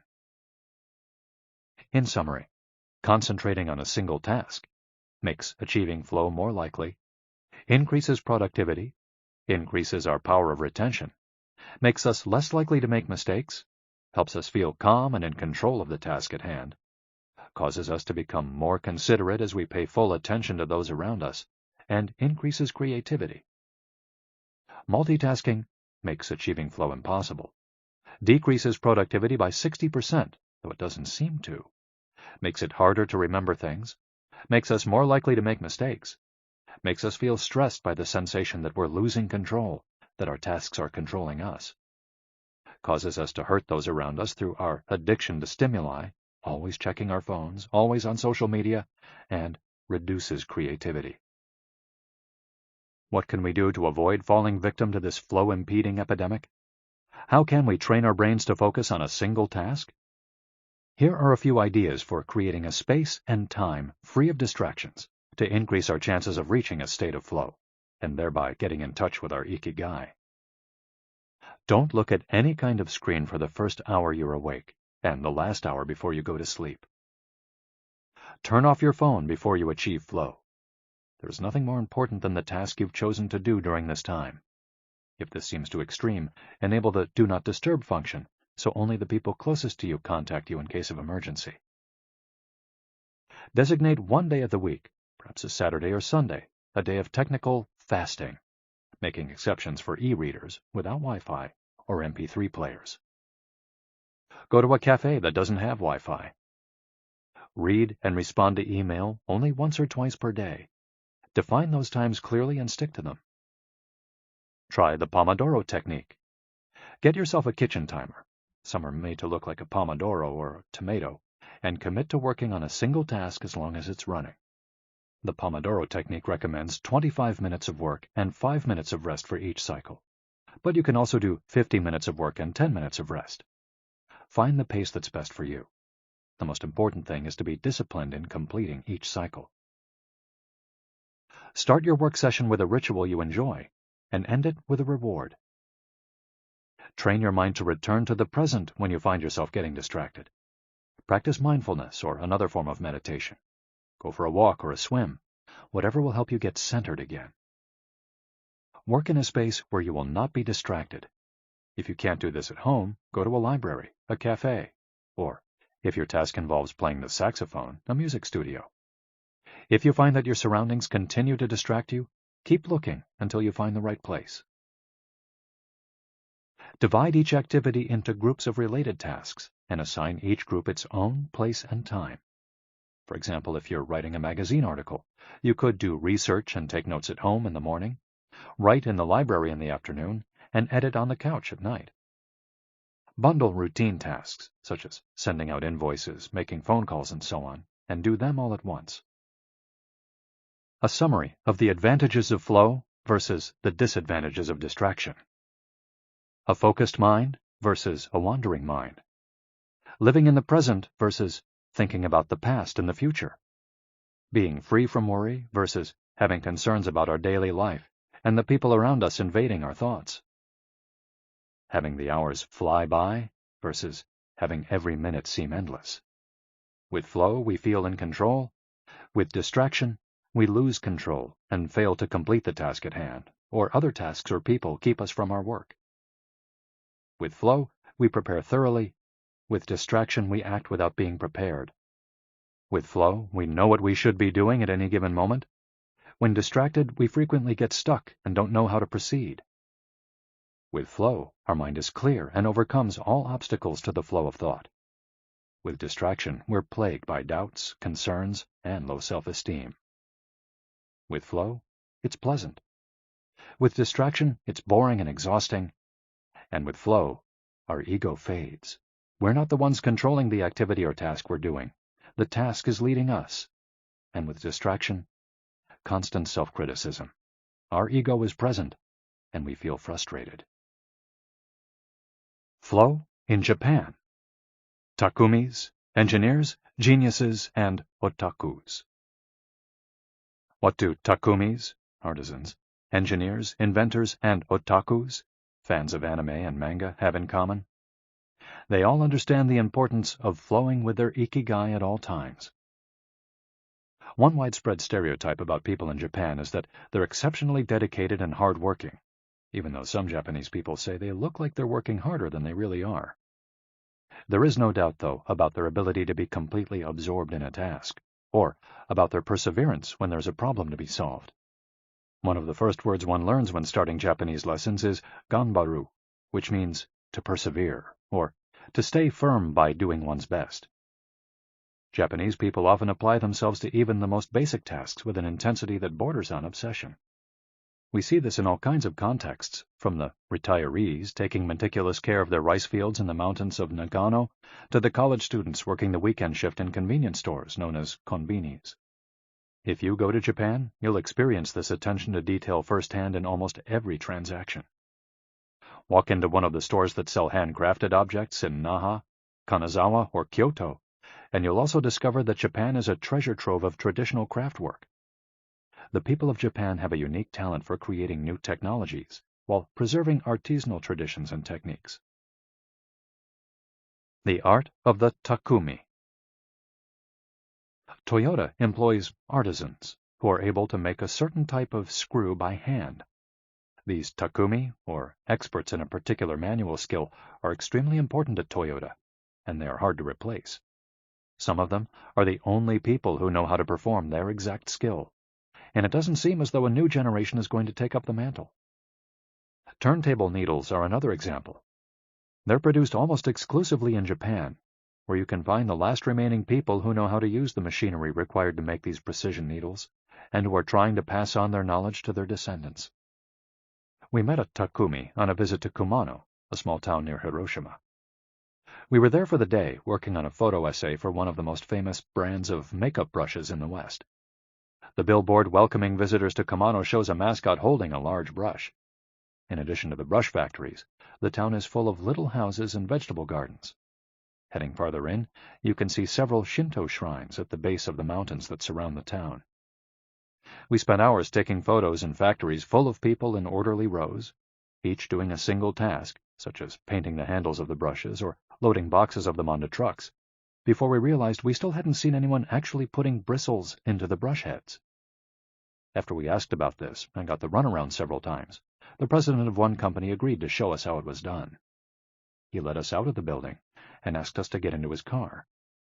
After a 5-minute drive, we parked next to another, smaller structure and climbed the stairs. He opened a door, and we walked into a small room filled with windows that let in lovely natural light. In the middle of the room was a woman wearing a mask. You could see only her eyes. She was so focused on choosing individual bristles for the brushes, gracefully moving her hands and fingers, using scissors and combs to sort the bristles, that she didn't even notice our presence. Her movements were so quick, it was hard to tell what she was doing. The president of the company interrupted her to let her know that we'd be taking photos as she worked. We couldn't see her mouth, but the glint in her eye and the cheerful inflection in her speech let us know she was smiling. She looked happy and proud, talking about her work and responsibilities. We had to use extremely fast shutter speeds to capture her movements. Her hands danced and flowed in concert with her tools and the bristles she was sorting. The president told us that this takumi was one of the most important people in the company, even though she was hidden away in a separate building. Every bristle of every brush the company made passed through her hands. Steve Jobs in Japan. Apple co-founder Steve Jobs was a big fan of Japan. Not only did he visit the Sony factories in the 1980s and adopt many of their methods when he founded Apple, he was also captivated by the simplicity and quality of Japanese porcelain in Kyoto. It was not, however, an artisan from Kyoto who won Steve Jobs' devotion, but rather a takumi from Toyama named Yokio Shakunaga, who used a technique called Etchu Setoyaki, known by only a few. On a visit to Kyoto, Jobs heard of an exhibition of Shakunaga's work. He immediately understood that there was something special about Shakunaga's porcelain. As a matter of fact, He bought several cups, vases, and plates, and went back to the show 3 times that week. Jobs returned to Kyoto several times over the course of his life in search of inspiration, and ended up meeting Shakunaga in person. It is said that Jobs had many questions for him, almost all of them about the fabrication process and the type of porcelain he used. Shakunaga explained that he used white porcelain he extracted himself from mountains in the Toyama prefecture, making him the only artist of his ilk familiar with the fabrication process of porcelain objects from their origins in the mountains to their final form, an authentic Takumi. Jobs was so impressed that he considered going to Toyama to see the mountain where Shakunaga got his porcelain, but thought better of it when he heard that it was more than 4 hours by train from Kyoto. In an interview after Jobs' death, Shakunaga said he was very proud that his work had been appreciated by the man who created the iPhone. He added that Jobs' last purchase from him had been a set of 12 teacups. Jobs had asked for something special, a new style. To satisfy this request, Shakunaga made 150 teacups in the process of testing out new ideas. Of these, he chose the 12 best and sent them to the Jobs family. Ever since his first trip to Japan, Jobs was fascinated and inspired by the country's artisans, engineers, especially at Sony, philosophy, especially Zen, and cuisine, especially sushi. Sophisticated simplicity. What do Japanese artisans, engineers, Zen philosophy, and cuisine have in common? Simplicity and attention to detail. It is not a lazy simplicity, but a sophisticated one that searches out new frontiers, always taking the object, the body and mind, or the cuisine to the next level, according to one's Ikigai. As Csikszentmihalyi would say, the key is always having a meaningful challenge to overcome in order to maintain flow. The documentary Jiro Dreams of Sushi gives us another example of a Takumi, this time in the kitchen. Its protagonist has been making sushi every day for more than 80 years and owns a small sushi restaurant near the Ginza subway station in Tokyo. He and his son go every day to the famous Tsukiji fish market and choose the best fish to bring back to the restaurant. In the documentary, we see one of Jiro's apprentices learning to make tamago, a thin, slightly sweet omelet. No matter how hard he tries, he can't get Jiro's approval. He keeps practicing for years until he finally does. Why does the apprentice refuse to give up? Doesn't he get bored cooking eggs every day? No, because making sushi is his Ikigai too. Both Jiro and his son are culinary artists. They don't get bored when they cook. They achieve a state of flow. They enjoy themselves completely when they're in the kitchen. That is their happiness, their Ikigai. They've learned to take pleasure in their work, to lose their sense of time. Beyond the close relationship between father and son, which helps keep the challenge going each day, they also work in a quiet, peaceful environment that allows them to concentrate. Even after receiving a 3-star rating from Michelin, they never considered opening other locations or expanding the business. They serve just 10 patrons at a time at the bar of their small restaurant. Jiro's family isn't looking to make money. Instead, they value good working conditions and creating an environment in which they can flow while making the best sushi in the world. Jiro, like Yukio Shakunaga, begins his work at the source. He goes to the fish market to find the best tuna. Shakunaga goes to the mountains to find the best porcelain. When they get down to work, both become one with the object they are creating. This unity with the object that they reach in a state of flow takes on special meaning in Japan, where, according to Shintoism, forests, trees, and objects have a kami, spirit or god within them. When someone, whether an artist, an engineer, or a chef, sets out to create something, his or her responsibility is to use nature to give it life, while respecting that nature at every moment. During this process, the artisan becomes one with the object and flows with it. An ironworker would say that metal has a life of its own, just as someone making ceramics would say the clay does. The Japanese are skilled at bringing nature and technology together, not man versus nature, but a union of the two. The purity of Ghibli. There are those who say that the Shinto value of being connected with nature is vanishing. One of the harshest critics of this loss is another artist with a clearly defined Ikigai, Hayao Miyazaki, the director of the animated films produced by Studio Ghibli. In nearly all his films, we see humans, technology, fantasy, and nature in a state of conflict, and in the end, coming together. One of the most poignant metaphors in his film, Spirited Away, is an obese spirit covered in trash that represents pollution of the rivers. In Miyazaki's films, forests have personalities, trees have feelings, and robots befriend birds. Considered a national treasure by the Japanese government, Miyazaki is an artist capable of becoming completely absorbed in his art. He uses a cell phone from the late 1990s, and he makes his entire team draw by hand. He directs his films by rendering on paper even the tiniest detail, achieving flow by drawing, not by using a computer. Thanks to this obsession on the director's part, Studio Ghibli is one of the only studios in the world where almost the entire production process is carried out using traditional techniques. Those who have visited Studio Ghibli know that it's fairly typical on a given Sunday to see a solitary individual tucked away in a corner, hard at work.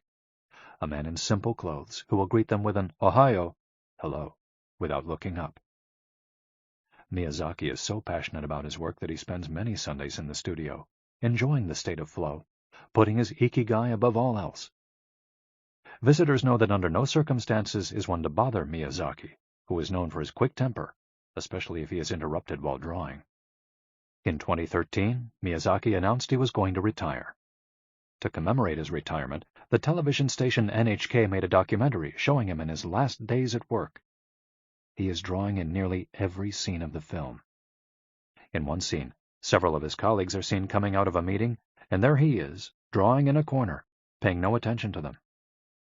In another scene, he is shown walking to work on December 30th, the national holiday in Japan, and opening the doors of Studio Ghibli so he can spend the day there, drawing alone. Miyazaki can't stop drawing. The day after his retirement, instead of going on vacation or staying at home, he went to Studio Ghibli and sat down to draw.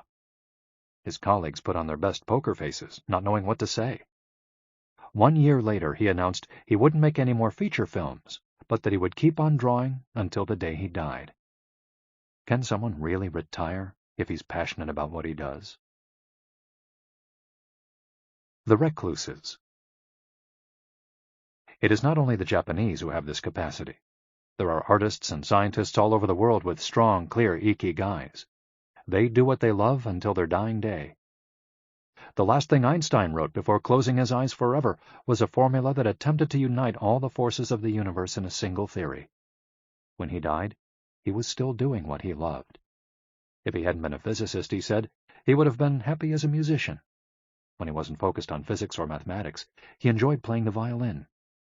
Reaching a state of flow while working on his formulas or playing music, his two Ikigais, brought him endless pleasure. Many such artists might seem misanthropic or reclusive, but what they are really doing is protecting the time that brings them happiness, sometimes at the expense of other aspects of their lives. They are outliers who apply the principles of flow to their lives to an extreme. Another example of this kind of artist is the novelist Haruki Murakami. He sees only a close circle of friends and appears in public in Japan only once every few years. Artists know how important it is to protect their space, control their environment, and be free from distractions if they want to flow with their Ikigai. Microflow. Enjoying mundane tasks. But what happens when we have to, say, do the laundry, mow the lawn, or attend to paperwork? Is there a way to make these mundane tasks enjoyable? Near the Shinjuku subway station, in one of the neural centers of Tokyo, there is a supermarket that still employs elevator operators. The elevators are fairly standard and could easily be operated by the customers, but the store prefers to provide the service of someone holding the door open for you, pushing the button for your floor, and bowing as you exit. If you ask around, you'll learn that there is one elevator operator who has been doing the same job since 2004. She is always smiling and enthusiastic about her work. How is she able to enjoy such a job? Doesn't she get bored doing something so repetitive? On closer inspection, it becomes clear that the elevator operator is not just pushing buttons, but is instead performing a whole sequence of movements. She begins by greeting the customers with a song-like salutation followed by a bow and a welcoming wave of the hand. Then she presses the elevator button with a graceful movement, as though she is a geisha offering a client a cup of tea. Csikszentmihalyi calls this microflow. We've all been bored in a class or at a conference and started doodling to keep ourselves entertained, or whistled while painting a wall. If we're not truly being challenged, we get bored and add a layer of complexity to amuse ourselves. Our ability to turn routine tasks into moments of microflow, into something we enjoy, is key to our being happy, since we all have to do such tasks. Even Bill Gates washes the dishes every night. He says he enjoys it, that it helps him relax and clear his mind, and that he tries to do it a little better each day, following an established order or set of rules he's made for himself. Plates first, forks second, and so on. It's one of his daily moments of microflow. Richard Feynman, one of the most important physicists of all time, also took pleasure in routine tasks. W. Daniel Hillis, one of the founders of the supercomputer manufacturer Thinking Machines, hired Feynman to work on the development of a computer that could handle parallel processing when he was already world famous.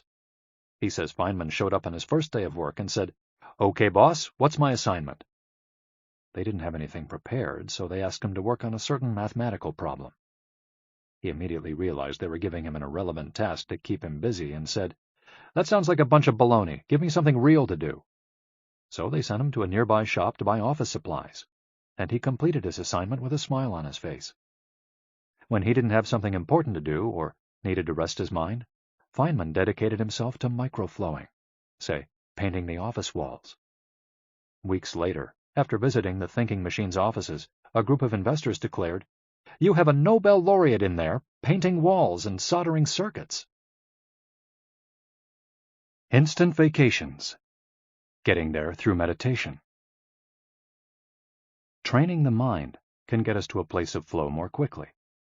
Meditation is one way to exercise our mental muscles. There are many types of meditation, but they all have the same objective: calming the mind, observing our thoughts and emotions, and centering our focus on a single object. The basic practice involves sitting with a straight back and focusing on your breath. Anyone can do it, and you feel a difference after just one session. By fixing your attention on the air moving in and out of your nose, you can slow the torrent of thoughts and clear your mental horizons. The Archer's Secret.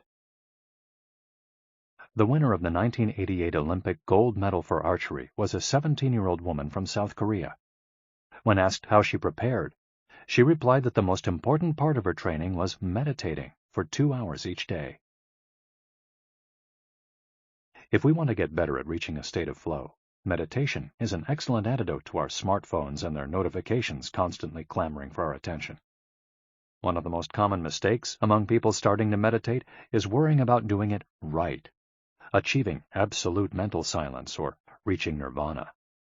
The most important thing is to focus on the journey.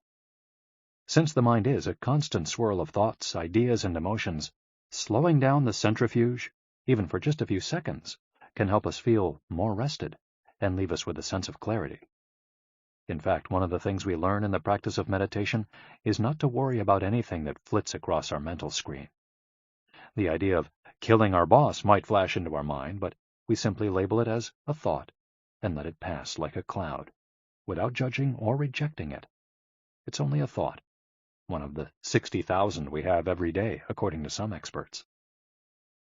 Meditation generates alpha and theta brainwaves. For those experienced in meditation, these waves appear right away, while it might take half an hour for a beginner to experience them. These relaxing brainwaves are the ones that are activated right before we fall asleep, as we lie in the sun or right after taking a hot bath. We all carry a spa with us everywhere we go. It's just a matter of knowing how to get in, something anyone can do with a bit of practice. Humans as ritualistic beings. Life is inherently ritualistic.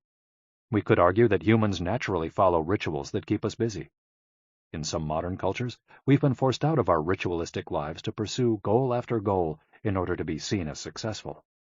But throughout history, humans have always been busy. We were hunting, cooking, farming, exploring, and raising families, activities that were structured as rituals to keep us busy throughout our days. But in an unusual way, rituals still permeate daily life and business practices in modern Japan. The main religions in Japan, Confucianism, Buddhism, and Shintoism, are all ones in which the rituals are more important than absolute rules. When doing business in Japan, process, manners, and how you work on something is more important than the final results. Whether this is good or bad for the economy is beyond the scope of this audiobook. What is indisputable, though, is that finding flow in a ritualistic workplace is much easier than in one in which we are continually stressed out trying to achieve unclear goals set by our bosses. Rituals give us clear rules and objectives, which help us enter a state of flow.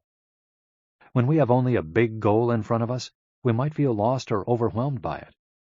Rituals help us by giving us the process, the sub-steps on the path to achieving a goal.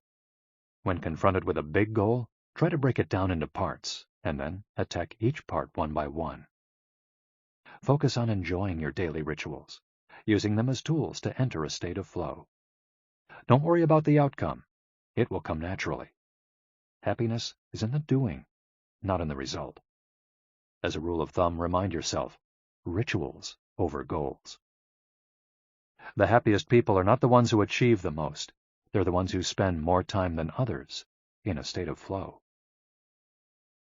Using flow to find your Ikigai. After hearing this chapter, you should have a better idea of which activities in your life make you enter flow.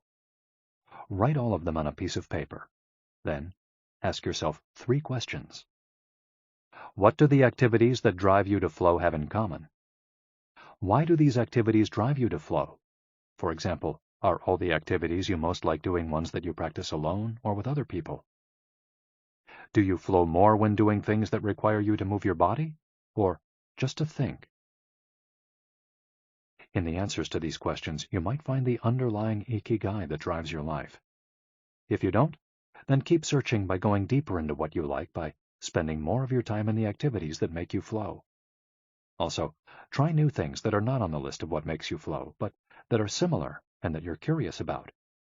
For example, if photography is something that drives you into flow, you could also try painting. You might even like it more. Or if you love snowboarding and have never tried surfing, flow is mysterious.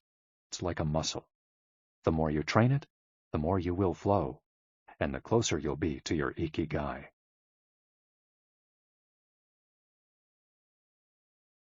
Chapter 5.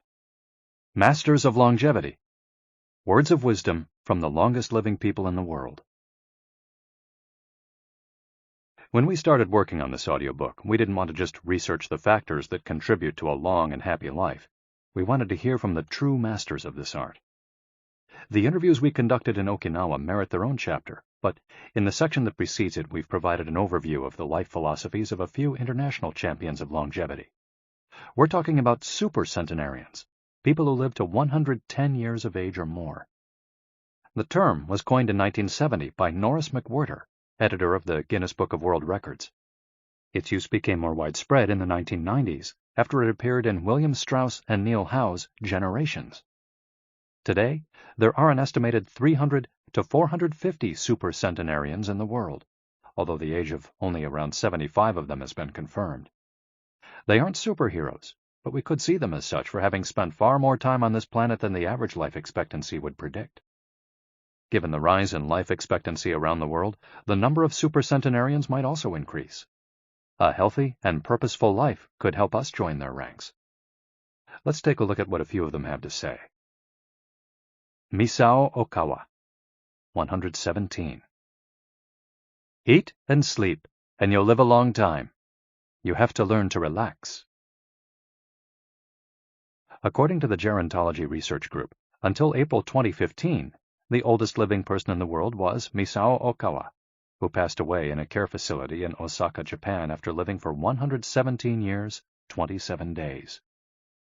The daughter of a textile merchant, she was born in 1898, when Spain lost its colonies in Cuba and the Philippines, and the United States annexed Hawaii and launched Pepsi-Cola.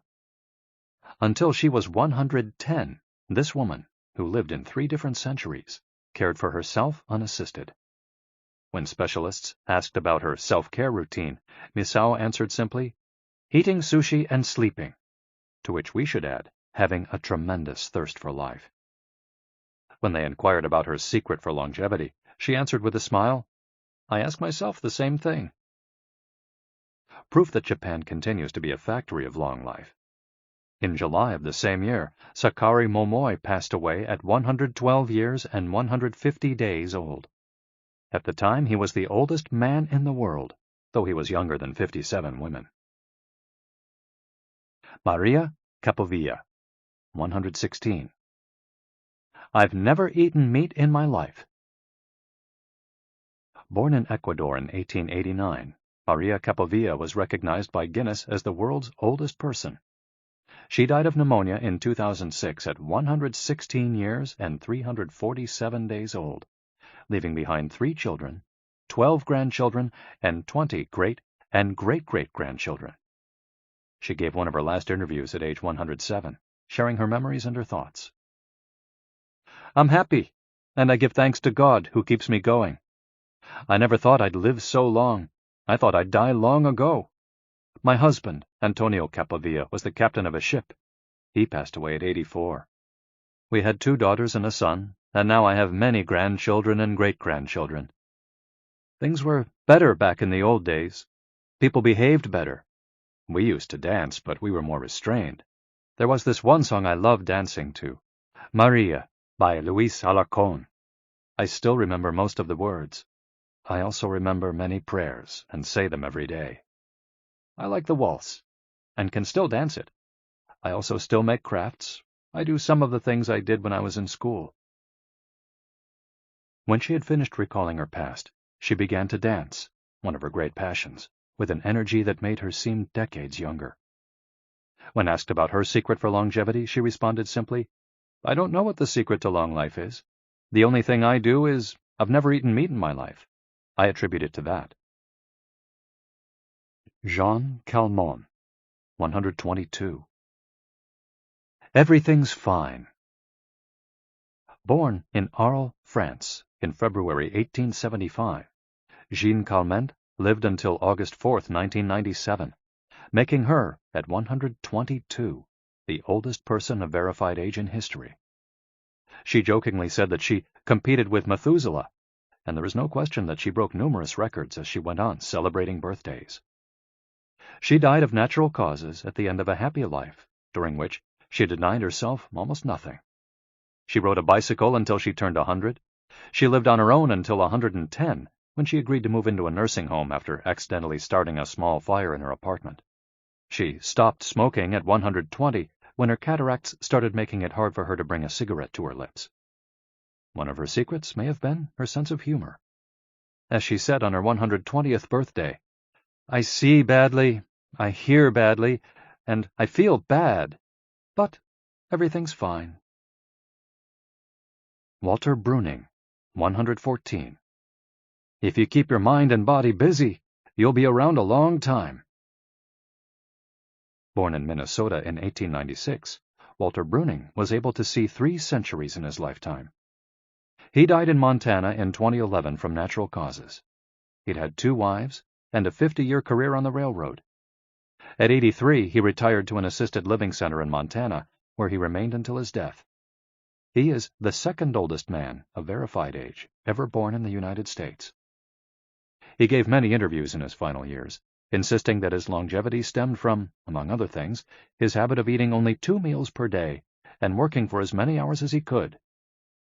Your mind and your body, you keep both busy, he said on his 112th birthday. You'll be here a long time. Back then, he was still exercising every day. Among Bruning's other secrets, he had a habit of helping others, and he wasn't afraid of dying. As he declared in a 2010 interview with the Associated Press, we're all going to die. Some people are scared of dying. Never be afraid to die, because you're born to die. Before passing away in 2011, he is said to have told a pastor that he'd made a deal with God. If he wasn't going to get better, it was time to go. Alexander Emich, 111. I just haven't died yet. Born in Poland in 1903, Alexander Emich was a chemist and parapsychologist residing in the United States, who, after the death of his predecessor in 2014, became the oldest man of authenticated age in the world. Emich himself died a year thereafter, in June of that year, leaving behind a long life rich with experiences. Emich attributed his longevity to, among other things, never drinking alcohol. "It's not as though I'd won the Nobel Prize," he said upon being declared the world's oldest man. "I never thought I'd get to be so old." When asked about his secret to living so long, his answer was, "I don't know. I just haven't died yet." Ikigai artists. The secret to long life, however, is not held by supercentenarians alone.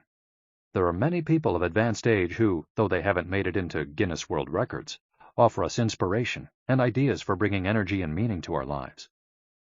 Artists, for example, who carry the torch of their Ikigai instead of retiring, have this power. Art, in all its forms, is an Ikigai that can bring happiness and purpose to our days. Enjoying or creating beauty is free, and something all human beings have access to. Hokusai, the Japanese artist who made woodblock prints in the ukiyo-e style and lived for 88 years, from the mid-18th to the mid-19th century, added this postscript to the first edition of his 100 Views of Mount Fuji. "All that I have produced before the age of 70 is not worth being counted. It is at the age of 73 that I have somewhat begun to understand the structure of true nature, of animals and grasses, and trees and birds, and fishes and insects. Consequently, at 80 years of age, I shall have made still more progress. At 90, I hope to have penetrated into the mystery of things. At 100 years of age, I should have reached decidedly a marvelous degree. And when I shall be 110, all that I do, every point and every line, shall be instinct with life." Following is our collection of some of the most inspirational words from artists interviewed by Camille Sweeney for the New York Times. Of those still living, none have retired, and all still enjoy their passion, which they plan to pursue until their final breath, demonstrating that when you have a clear purpose, no one can stop you.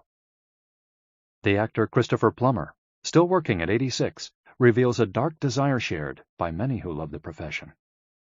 "We want to drop dead on stage. That would be a nice, theatrical way to go." Osamu Tezuka, the father of modern Japanese manga, shared this feeling. Before he died in 1989, his last words as he drew one final cartoon were, "Please, just let me work." The 86-year-old filmmaker Frederick Wiseman declared on a stroll through Paris that he likes to work, which is why he does it with such intensity.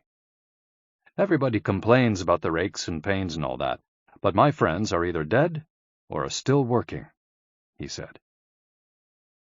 Carmen Herrera, a painter who just entered her 100th year, sold her first canvas at 89. Today, her work is in the permanent collections of the Tate Modern and the Museum of Modern Art. When asked how she viewed her future, she responded, "I am always waiting to finish the next thing. Absurd, I know. I go day by day." Never stop learning. You may grow old and trembling in your anatomies. You may lie awake at night listening to the disorder of your veins. You may miss your only love. You may see the world about you devastated by evil lunatics, or know your honor trampled in the sewers of baser minds. There is only one thing for it, then: to learn. Learn why the world wags, and what wags it. That is the only thing which the mind can never exhaust, never alienate, never be tortured by, never fear or distrust, and never dream of regretting. T.H. White, the once and future king. For his part, naturalist and author Edward O. Wilson asserted, "I feel I have enough experience to join those who are addressing big questions. About 10 years ago, when I began reading and thinking more broadly about the questions of what are we, where did we come from, and where are we going, I was astonished at how little this was being done."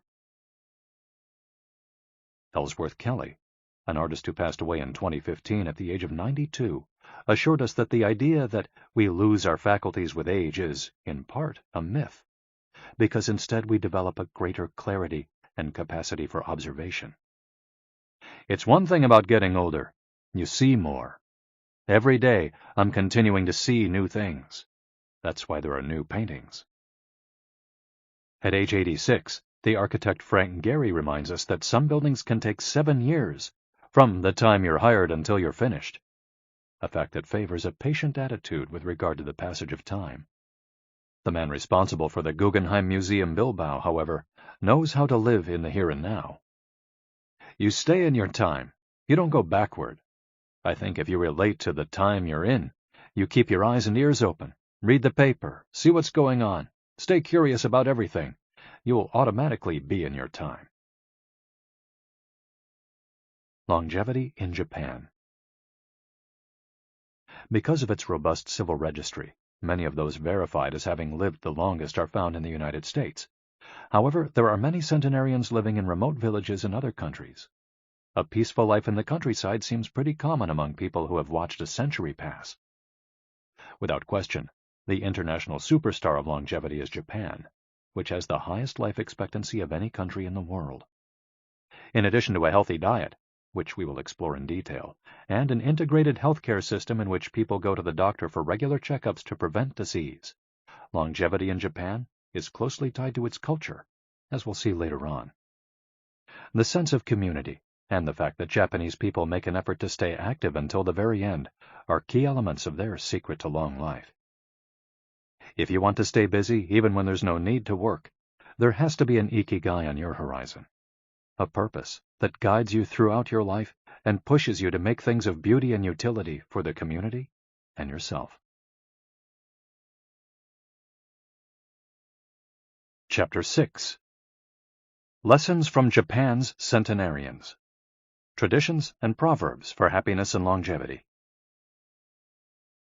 To get to Ogimi, we had to fly nearly 3 hours from Tokyo to Naha, the capital of Okinawa. Several months earlier, we'd contacted the town council of a place known as the Village of Longevity to explain the purpose of our trip and our intention to interview the oldest members of the community. After numerous conversations, we finally got the help we were looking for and were able to rent a house just outside the town. 1 year after starting this project, we found ourselves on the doorstep of some of the longest living people in the world. We realized right away that time seems to have stopped there, as though the entire town were living in an endless here and now. Arriving in Ogimi. After 2 hours on the road from Naha, we're finally able to stop worrying about the traffic. To our left are the sea and an empty stretch of beach. To our right, the mountainous jungle of Okinawa's Yanbaru forests. Once Route 58 passes Nago, where Orion beer, the pride of Okinawa, is made, it skirts the coast until it reaches Ogimi. Every now and then a few little houses and stores crop up in the narrow stretch of land between the road and the base of the mountain. We pass small clusters of houses scattered here and there as we enter the municipality of Ogimi, but the town doesn't really seem to have a center. Our GPS finally guides us to our destination, the Center for the Support and Promotion of Well-Being, housed in an unattractive cinder block building right off the highway. We go in through the back door, where a man named Taira is waiting for us. Beside him is a petite, cheerful woman who introduces herself as Yuki. 2 other women immediately get up from desks and show us to a conference room. They serve us each a cup of green tea and a few shikuwasa, a small citrus fruit that packs a big nutritional punch, as we'll see later on. Taira sits down across from us in his formal suit and opens up a large planner and a 3-ring binder. Yuki sits next to him. The binder contains a list of all the town's residents, organized by age and club, or moai. Taira points out that these groups of people who help one another are characteristic of Ogimi. The moai are not organized around any concrete objective. They function more like a family. Taira also tells us that volunteer work, rather than money, drives much of what happens in Ogimi. Everyone offers to pitch in, and the local government takes care of assigning tasks. This way, everyone can be useful and feels like part of the community. Ogimi is the penultimate town before Cape Hedo, the northernmost point of the largest island in the archipelago. From the top of Ogimi's mountains, we're able to look down over the whole town. Almost everything is the green of the Yanbaru jungle, making us wonder where the nearly 3,200 residents are hiding. We can see a few houses, but they're scattered in little clusters near the sea or in small valleys, accessible by side roads. Communal life. We're invited to eat in one of Ogimi's few restaurants, but when we arrive, the only 3 tables are already reserved. "Don't worry, we'll go to Churaumi instead. It never fills up," says Yuki, walking back to the car. She's still driving at age 88, and takes great pride in that. Her co-pilot is 99, and has also decided to spend the day with us. We have to drive fast to keep up with them on a highway that is sometimes more dirt than asphalt. Finally reaching the other end of the jungle, we can at last sit down to eat. "I don't really go to restaurants," Yuki says as we take our seats. "Almost everything I eat comes from my vegetable garden, and I buy my fish from Tanaka, who's been my friend forever." The restaurant is right by the sea, and seems like something from the planet Tatooine from Star Wars. The menu boasts in large letters that it serves slow food, prepared with organic vegetables grown in the town. "But really," Yuki continues, "food is the least important thing." She is extroverted and rather pretty. She likes to talk about her role as the director of several associations run by the local government. "Food won't help you live longer," she says, bringing to her lips a bite of the diminutive confection that followed our meal. "The secret is smiling and having a good time." There are no bars and only a few restaurants in Ogimi, but those who live there enjoy a rich social life that revolves around community centers. The town is divided into 17 neighborhoods, and each one has a president and several people in charge of things like culture, festivals, social activities, and longevity. Residents pay close attention to this last category. We're invited to the community center of one of the 17 neighborhoods. It's an old building right next to one of the mountains of the Yanbaru jungle, home to Bunagaya, the town's iconic sprites. The Bunagaya spirits of the Yanbaru jungle. Bunagaya are magical creatures that inhabit the Yanbaru jungle near Ogimi and its surrounding towns. They manifest as children with long red hair and like to hide in the jungle's kajumaru, banyan trees, and go fishing on the beach. Many of Okinawa's stories and fables are about Bunagaya sprites. They're mischievous, playful, and unpredictable. Locals say that the Bunagaya love the mountains, rivers, sea, trees, earth, wind, and animals, and that if you want to befriend them, you have to show respect for nature. A birthday party. When we arrive at the neighborhood's community center, we're greeted by a group of about 20 people who proudly proclaim, "The youngest among us is 83. We conduct our interviews at a large table while drinking green tea. When we finish, we're brought to an event space where we celebrate the birthdays of 3 members of the group. One woman is turning 99, another 94, and one young man has just reached 89. We sing a few songs popular in the village and finish up with "Happy Birthday" in English. The woman turning 99 blows out the candles and thanks everyone for coming to her party. We eat homemade shikawasa cake and end up dancing and celebrating as though it were the birthday of a 20-something. It's the first party, but not the last, that we'll attend during our week in the village. We'll also do karaoke with a group of seniors who sing better than we do, and attend a traditional festival with local bands, dancers, and food stands at the foot of a mountain. Celebrate each day together. Celebrations seem to be an essential part of life in Ogimi. We're invited to watch a game of gate ball, one of the most popular sports among Okinawa's older residents. It involves hitting a ball with a mallet-like stick. It's a low-impact sport that can be played anywhere, and it's a good excuse to move around and have fun as a group. The residents hold local competitions, and there is no age limit for participants. We participate in the weekly game and lose to a woman who recently turned 104. Everyone cheers, and the defeated look on our faces elicits laughter. In addition to playing and celebrating as a community, spirituality is also essential to the happiness of the village's residents. The gods of Okinawa. The main religion in Okinawa is known as Ryukyu Shinto. Ryukyu is the original name of the Okinawa archipelago, and Shinto means the path of the gods. Ryukyu Shinto combines elements of Chinese Taoism, Confucianism, Buddhism, and Shintoism with shamanistic and animistic elements. According to this ancient faith, the world is populated by an infinite number of spirits divided into several types: spirits of the home, of the forest, of the trees, and of the mountains. It's important to appease these spirits through rituals and festivals, and by consecrating sacred grounds. Okinawa is full of sacred jungles and forests, where many of the two main kinds of temples are found, the Utaki and the Uganju. We visited an Uganju, or small open-air temple, adorned with incense and coins, next to a waterfall in Ogimi. The Utaki is a collection of stones where people go to pray and where, supposedly, spirits gather. In Okinawa's religious practice, women are considered spiritually superior to men, whereas the opposite is true of traditional Shintoism in the rest of Japan. Yuta are women chosen as mediums by their communities to make contact with the spirit realm through traditional rites. Ancestor worship is another important feature of spiritual practice in Okinawa, and in Japan in general. The home of each generation's firstborn usually contains a butsudan, or small altar, used to pray for and make offerings to the family's ancestors. Mabui. Every person has an essence, or mabui. This mabui is our spirit and the source of our life force. It is immortal and makes us who we are. Sometimes the mabui of someone who has died is trapped in the body of a living person. This situation requires a separation ritual to free the mabui of the deceased.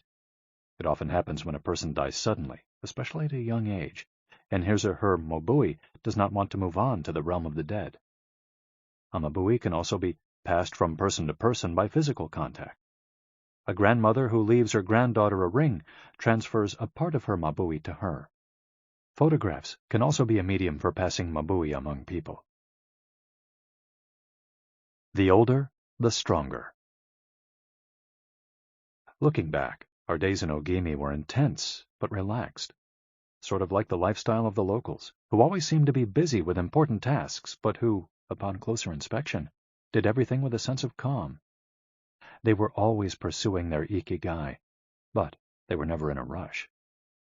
Not only did they seem to be happily busy, but we also noticed that they followed the other principles for happiness that Washington Burnap stated 200 years ago. The grand essentials to happiness in this life are something to do, something to love, and something to hope for. On our last day, we went to buy gifts at a small market at the edge of town.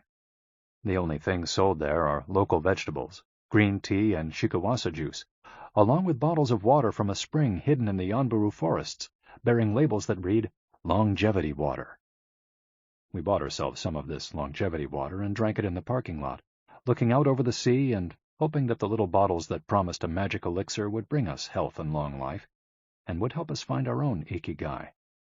Then we took a photo with the statue of Abunagaya and walked up to it one last time to read the inscription. A declaration from the town where people live longest. At 80, I am still a child. When I come to see you at 90, send me away to wait until I am 100. The older, the stronger. Let us not depend too much on our children as we age. If you seek long life and health, you are welcome in our village, where you will be blessed by nature, and together we will discover the secret to longevity. April 23, 1993, Ogimi Federation of Senior Citizens Clubs. The interviews. Over the course of a week, we conducted a total of 100 interviews, asking the eldest members of the community about their life philosophy, their Ikigai, and the secrets to longevity. We filmed these conversations with 2 cameras for use in a little documentary, and chose a few especially meaningful and inspiring statements to include in this section of the audiobook. 1. Don't worry.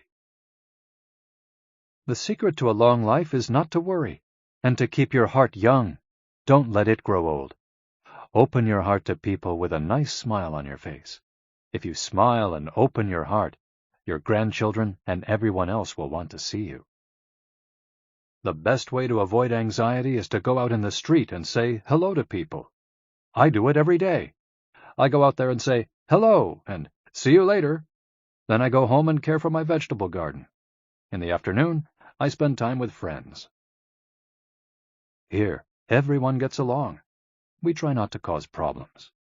Spending time together and having fun is the only thing that matters. 2. Cultivate good habits. I feel joy every morning waking up at 6 and opening the curtains to look out at my garden, where I grow my own vegetables. I go right outside to check on my tomatoes, my mandarin oranges. I love the sight of them. It relaxes me. After an hour in the garden, I go back inside and make breakfast. I plant my own vegetables and cook them myself. That's my Ikigai. The key to staying sharp in old age is in your fingers. From your fingers to your brain and back again. If you keep your fingers busy, you'll live to see 100. I get up at 4 every day. I set my alarm for that time, have a cup of coffee, and do a little exercise, lifting my arms. That gives me energy for the rest of the day. I eat a bit of everything. I think that's the secret. I like variety in what I eat. I think it tastes better. Working. If you don't work, your body breaks down. When I wake up, I go to the Butsudan and light incense. You have to keep your ancestors in mind. It's the first thing I do every morning. I wake up every day at the same time, early, and spend the morning in my vegetable garden. I go dancing with my friends once a week.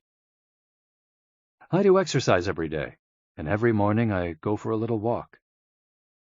I never forget to do my Taiso exercises when I get up. Eating vegetables, it helps you live longer. To live a long time, you need to do 3 things. Exercise to stay healthy, eat well, and spend time with people. 3. Nurture your friendships every day. Getting together with my friends is my most important Ikigai. We all get together here and talk. It's very important. I always know I'll see them all here tomorrow, and that's one of my favorite things in life. My main hobby is getting together with friends and neighbors. Talking each day with the people you love, that's the secret to a long life. I say hello and see you later to the children on their way to school and wave at everyone who goes by me in their car. Drive safely, I say. Between 7:20 a.m. and 8:15 a.m., I'm outside on my feet the whole time, saying hello to people. Once everyone's gone, I go back inside. Chatting and drinking tea with my neighbors, that's the best thing in life. And singing together.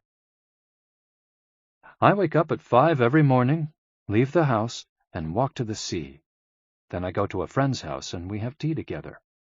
That's the secret to a long life, getting together with people and going from place to place. 4. Live an unhurried life.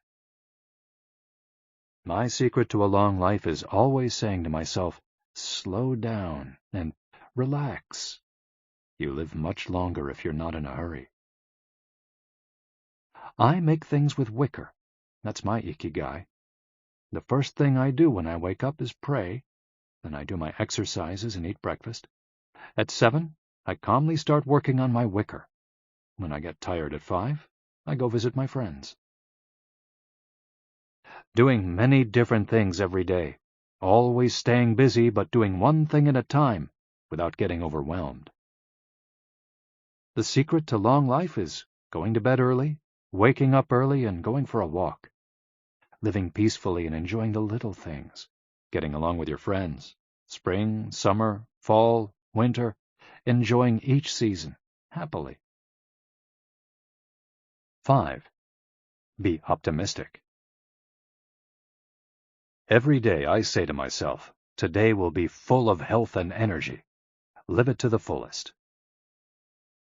I'm 98, but consider myself young. I still have so much to do. Laugh. Laughter is the most important thing. I laugh wherever I go. I'm going to live to be 100. Of course I am. It's a huge motivation for me. Dancing and singing with your grandchildren is the best thing in life. I feel very fortunate to have been born here. I give thanks for it every day. The most important thing in Ogimi, in life, is to keep smiling. I do volunteer work to give back to the village a bit of what it has given to me. For example, I use my car to help friends get to the hospital. There's no secret to it. The trick is just to live. Keys to the Ogimi lifestyle. 100% of the people we interviewed keep a vegetable garden, and most of them also have fields of tea, mangoes, shikawasa, and so on. All belong to some form of neighborhood association where they feel cared for as though by family. They celebrate all the time, even little things. Music, song, and dance are essential parts of daily life. They have an important purpose in life, or several. They have an Ikigai, but they don't take it too seriously. They're relaxed and enjoy all that they do. They are very proud of their traditions and local culture. They are passionate about everything they do, however insignificant it might seem. Locals have a strong sense of yui ma'aru, recognizing the connection between people. They help each other with everything from work in the fields, harvesting sugarcane or planting rice, to building houses and municipal projects. Our friend Miyagi, who ate dinner with us on our last night in town, told us that he was building a new home with the help of all his friends, and that we could stay there the next time we were in Ogimi. They are always busy, but they occupy themselves with tasks that allow them to relax. We didn't see a single old grandpa sitting on a bench doing nothing. They're always coming and going, to sing karaoke, visit with neighbors, or play a game of gateball. Chapter 7. The Ikigai Diet. What the world's longest living people eat and drink. According to the World Health Organization, Japan has the highest life expectancy in the world, 85 years for men and 87.3 years for women. Moreover, it has the highest ratio of centenarians in the world, more than 520 for every million people, as of September 2016. While life expectancy in Japan is high overall, Okinawa exceeds the national average. Okinawa is one of the areas in Japan that were most affected by World War II. As a result not only of conflicts on the battlefield, but also of hunger and a lack of resources once the war ended, the average life expectancy was not very high during the 1940s and 1950s. As Okinawans recovered from the destruction, however, they came to be some of the country's longest living citizens. What secrets to long life do the Japanese hold? What is it about Okinawa that makes it the best of the best in terms of life expectancy? Experts point out that, for one thing, Okinawa is the only province in Japan without trains. Its residents have to walk or cycle when not driving. It's also the only province that has managed to follow the Japanese government's recommendation of eating less than 10 grams of salt per day. Okinawa's Miracle Diet. The mortality rate from cardiovascular disease in Okinawa is the lowest in Japan, and diet almost certainly has a lot to do with this. It's no coincidence that the Okinawa diet is so often discussed around the world at panels on nutrition.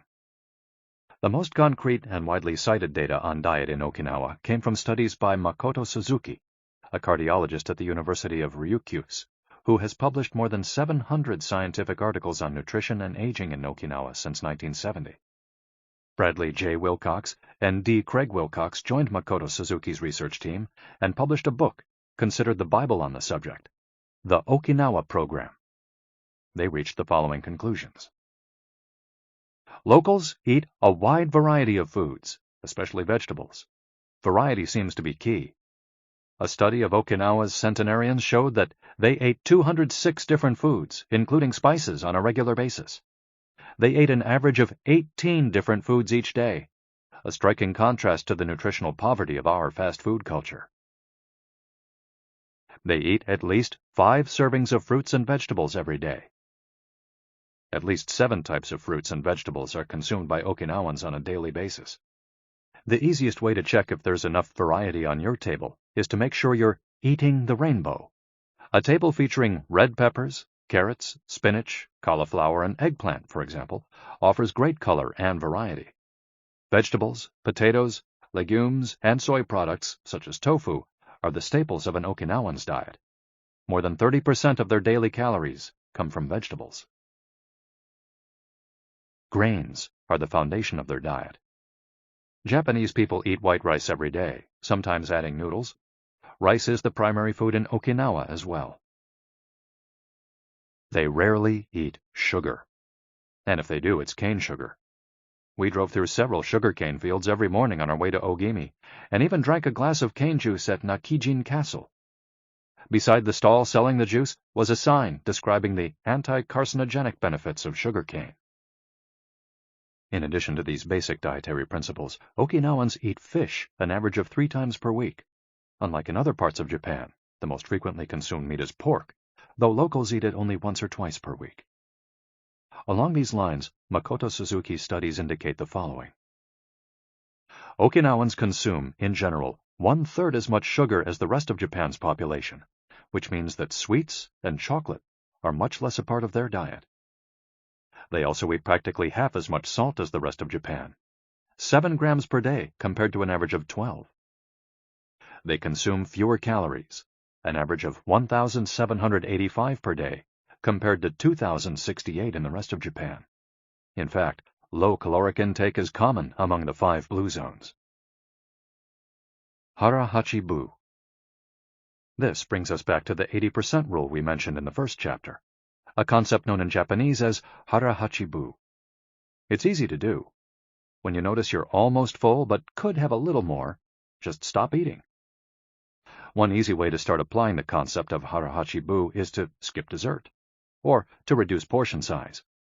The idea is to still be a little bit hungry when you finish. This is why portion size tends to be much smaller in Japan than in the West. Food isn't served as appetizers, main courses, and dessert. Instead, it's much more common to see everything presented at once on small plates. One with rice, another with vegetables, a bowl of miso soup, and something to snack on. Serving food on many small plates makes it easier to avoid eating too much, and facilitates the varied diet discussed at the beginning of this chapter. Hara-hachi-bu is an ancient practice. The 12th century book on Zen Buddhism, Zazen Youjinki, recommends eating 2/3 as much as you might want to. Eating less than one might want is common among all Buddhist temples in the East. Perhaps Buddhism recognized the benefits of limiting caloric intake more than 9 centuries ago. So, eat less to live longer? Few would challenge this idea. Without taking it to the extreme of malnutrition, of course, eating fewer calories than our bodies ask for seems to increase longevity.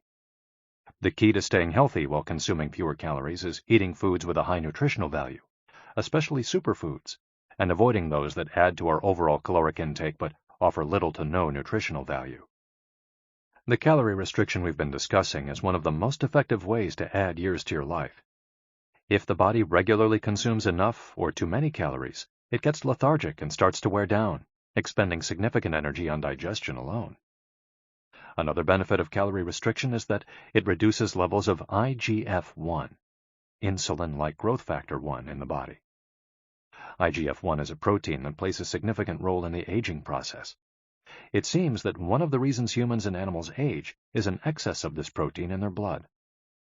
Whether calorie restriction will extend lifespan in humans is not yet known, but data increasingly indicate that moderate calorie restriction with adequate nutrition has a powerful protective effect against obesity, type 2 diabetes, inflammation, hypertension, and cardiovascular disease, and reduces metabolic risk factors associated with cancer.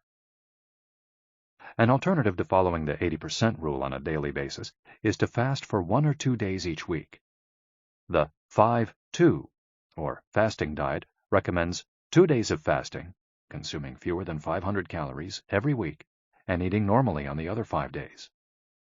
Among its many benefits, fasting helps cleanse the digestive system and allows it to rest. 15 natural antioxidants found in the Okinawan diet. Antioxidants are molecules that slow down the oxidation process in cells, neutralizing the free radicals that cause damage and accelerate aging. The antioxidant power of green tea, for example, is well known and will be discussed later at greater length. Because they are rich in antioxidants and are eaten nearly every day in the region, these 15 foods are considered keys to Okinawan vitality. Tofu, miso, tuna, carrots, goya, a bitter melon, kombu, sea kelp, cabbage, nori, seaweed, onion, soy sprouts, hechima, a cucumber-like gourd, soybeans, boiled or raw, sweet potato, peppers, and sanpin cha, jasmine tea. Sanpin cha, the reigning infusion in Okinawa. Okinawans drink more sanpin cha, a mix of green tea and jasmine flowers, than any other kind of tea. The closest approximation in the West would be the jasmine tea that usually comes from China. A 1988 study conducted by Hiroko Sho at the Okinawa Institute of Science and Technology indicates that jasmine tea reduces blood cholesterol levels. Sanpin cha can be found in many different forms in Okinawa and is even available in vending machines. In addition to all the antioxidant benefits of green tea, it boasts the benefits of jasmine, which include reducing the risk of heart attack, strengthening the immune system, helping relieve stress, lowering cholesterol. Okinawans drink an average of 3 cups of sanpin cha every day. It might be hard to find exactly the same blend in the West, but we can drink jasmine tea, or even a high-quality green tea instead. The secrets of green tea. Green tea has been credited for centuries with significant medicinal properties. Recent studies have confirmed its many benefits and have attested to the importance of this ancient plant in the longevity of those who drink it often. Originally from China, where it's been consumed for millennia, green tea didn't make its way to the rest of the world until just a few centuries ago. Unlike other teas, and as a result of being air-dried without fermentation, it retains its active elements even after being dried and crumbled. It offers meaningful health benefits such as controlling cholesterol, lowering blood sugar levels, improving circulation, protection against the flu, vitamin C, promoting bone health, fluoride, protection against certain bacterial infections, protection against UV damage, cleansing, and diuretic effects. White tea, with its high concentration of polyphenols, may be even more effective against aging. In fact, it's considered to be the natural product with the greatest antioxidant power in the world, to the extent that 1 cup of white tea might pack the same punch as a dozen glasses of orange juice. In summary, drinking green or white tea every day can help us reduce the free radicals in our bodies, keeping us young longer. The powerful shikuwasa. Shikuwasa is the citrus fruit par excellence of Okinawa, and Ogimi is its largest producer in all of Japan. The fruit is extremely acidic. It's impossible to drink shikuwasa juice without diluting it first with water. Its taste is somewhere between that of a lime and a mandarin orange, to which it bears a family resemblance. Shikuwasas also contain high levels of nobiletin, a flavonoid rich in antioxidants. All citrus fruits, grapefruits, oranges, lemons, are high in nobiletin, but Okinawa's shikuwasas have 40 times as much as oranges. Consuming nobiletin has been proven to protect us from arteriosclerosis, cancer, type 2 diabetes, and obesity in general. Shikuwasas also contain vitamins C and B, beta-carotene, and minerals.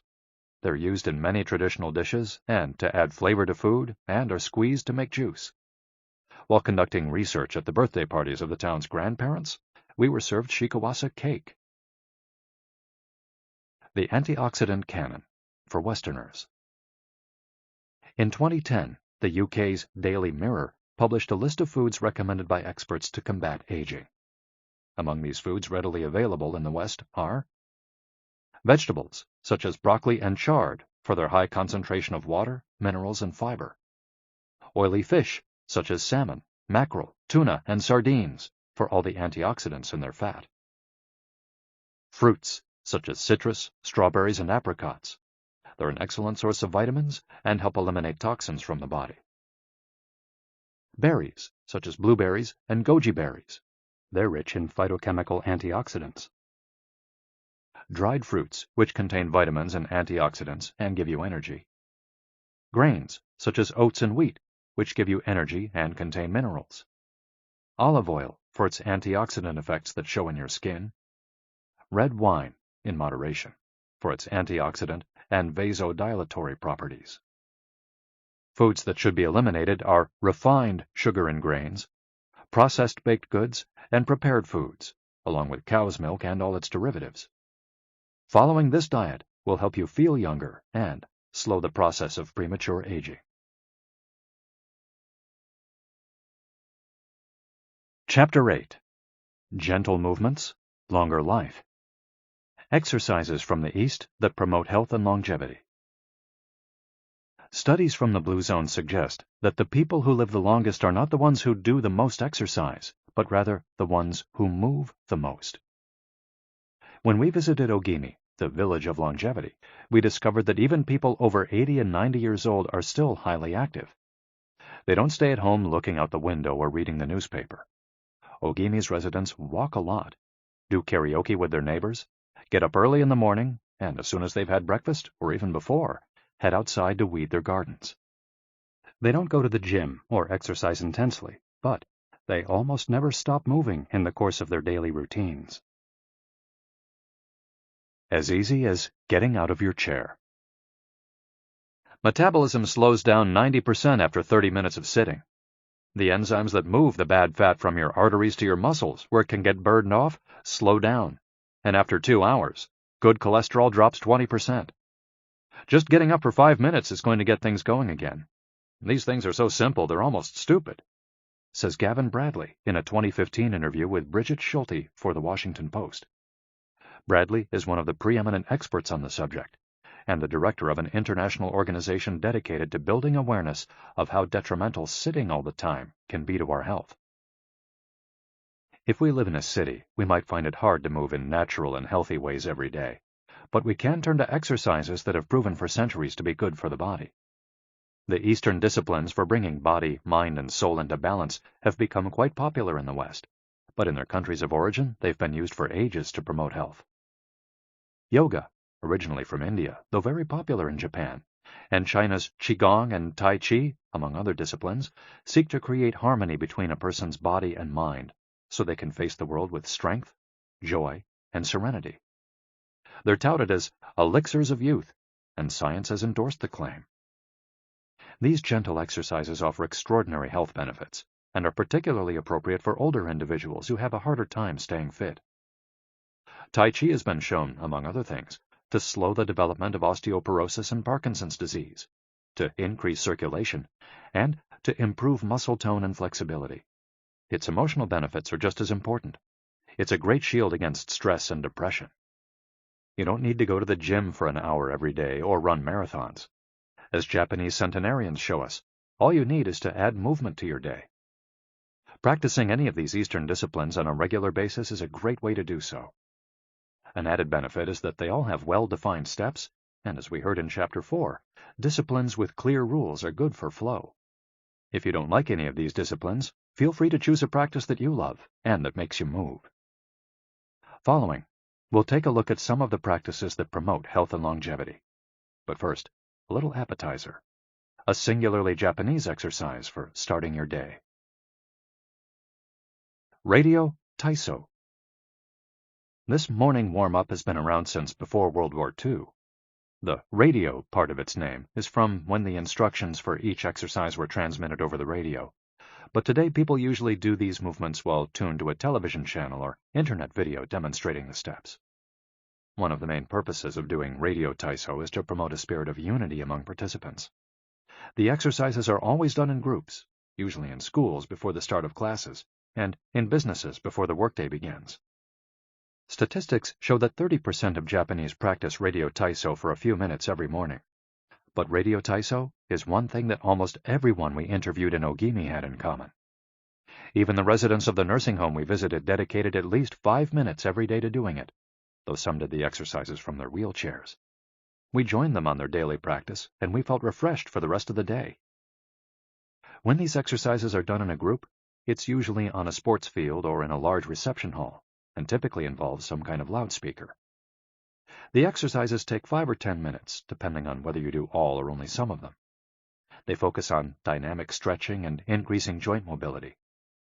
One of the most iconic radio Taiso exercises consists of simply raising your arms above your head and then bringing them down in a circular motion.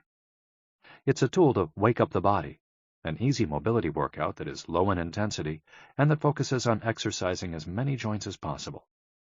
It might seem basic, but in our modern lives, we can spend days without raising our arms above our ears. Think about it. Our arms are down when using computers, when using smartphones, when reading books. One of the few times we raise our hands over our heads is when reaching for something in a cupboard or closet, while our ancestors were raising their hands over their heads all the time when gathering things from trees. Radio Taiso helps us to practice all the basic movements of the body. Yoga. Popular in Japan as well as in the West, yoga can be done by almost anyone. Some of its poses have even been adapted for pregnant women and practitioners with physical disabilities. Yoga comes from India, where it was developed millennia ago to unite our mental and physical elements. The word yoga itself comes from the Sanskrit term for yoke, which refers to the crosspiece that binds draft animals to one another and to the cart they're pulling. Yoga strives to unite body and mind in the same way, guiding us toward a healthy lifestyle in harmony with the world around us. The main objectives of yoga are to bring us closer to our human nature, mental and physical purification, to bring us closer to the divine.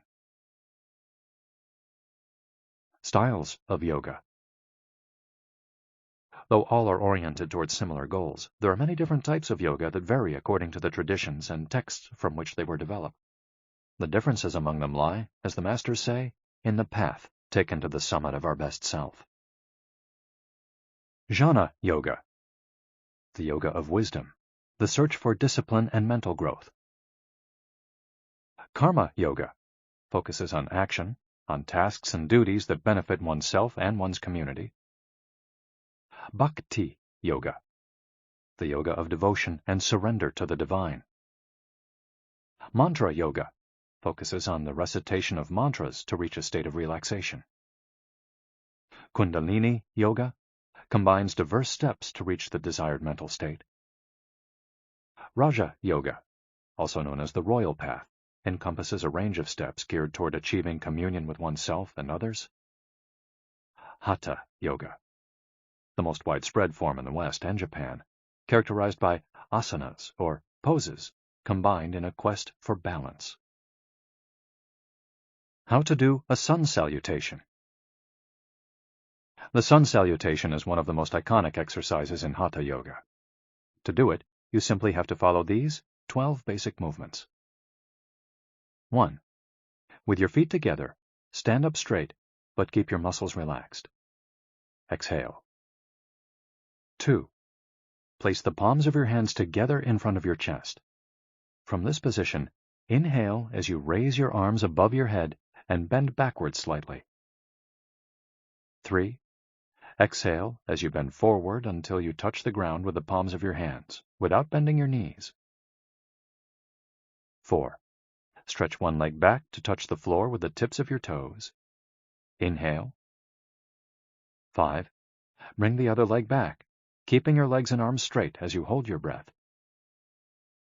6. As you exhale, bend your arms and bring your chest to the ground, and then forward, resting your knees on the ground. 7. Straighten your arms and bend your spine back, keeping the lower half of your body on the ground. Inhale. 8. With your hands and feet on the ground, lift your hips until your arms and legs are straight and your body forms an upside-down V. Exhale throughout the movement. 9. Bring forward the same leg you'd stretched back earlier and bend it so that your knee and foot are aligned under your head and between your hands. Inhale. 10. Exhale as you bring your back foot forward and straighten your legs, keeping your hands on the ground as in posture 3. 11.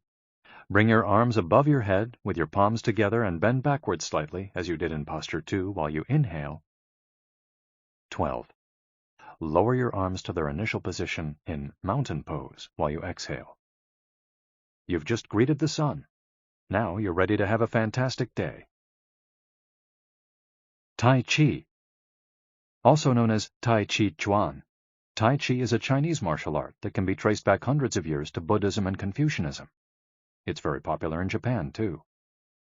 According to Chinese tradition, it was created by the Taoist master and martial arts practitioner Zhang Sanfeng, though it was Yang Luchan who in the 19th century brought the form to the rest of the world.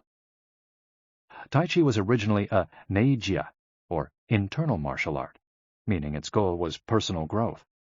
Focused on self-defense, it teaches those who practice it to defeat their adversaries by using the least amount of force possible and by relying on agility. Tai Chi, which was also seen as a means of healing body and mind, would go on to be used more frequently to foster health and inner peace. To encourage its citizens to be more active, the Chinese government promoted it as an exercise, and it lost its original connection to martial arts, becoming instead a source of health and well-being, accessible to all. Styles of Tai Chi. There are different schools and styles of Tai Chi. The following are the best known. Chen style alternates between slow movements and explosive ones. Yang style, the most widespread of the forms, characterized by slow, fluid movements. Wu style utilizes small, slow, deliberate movements.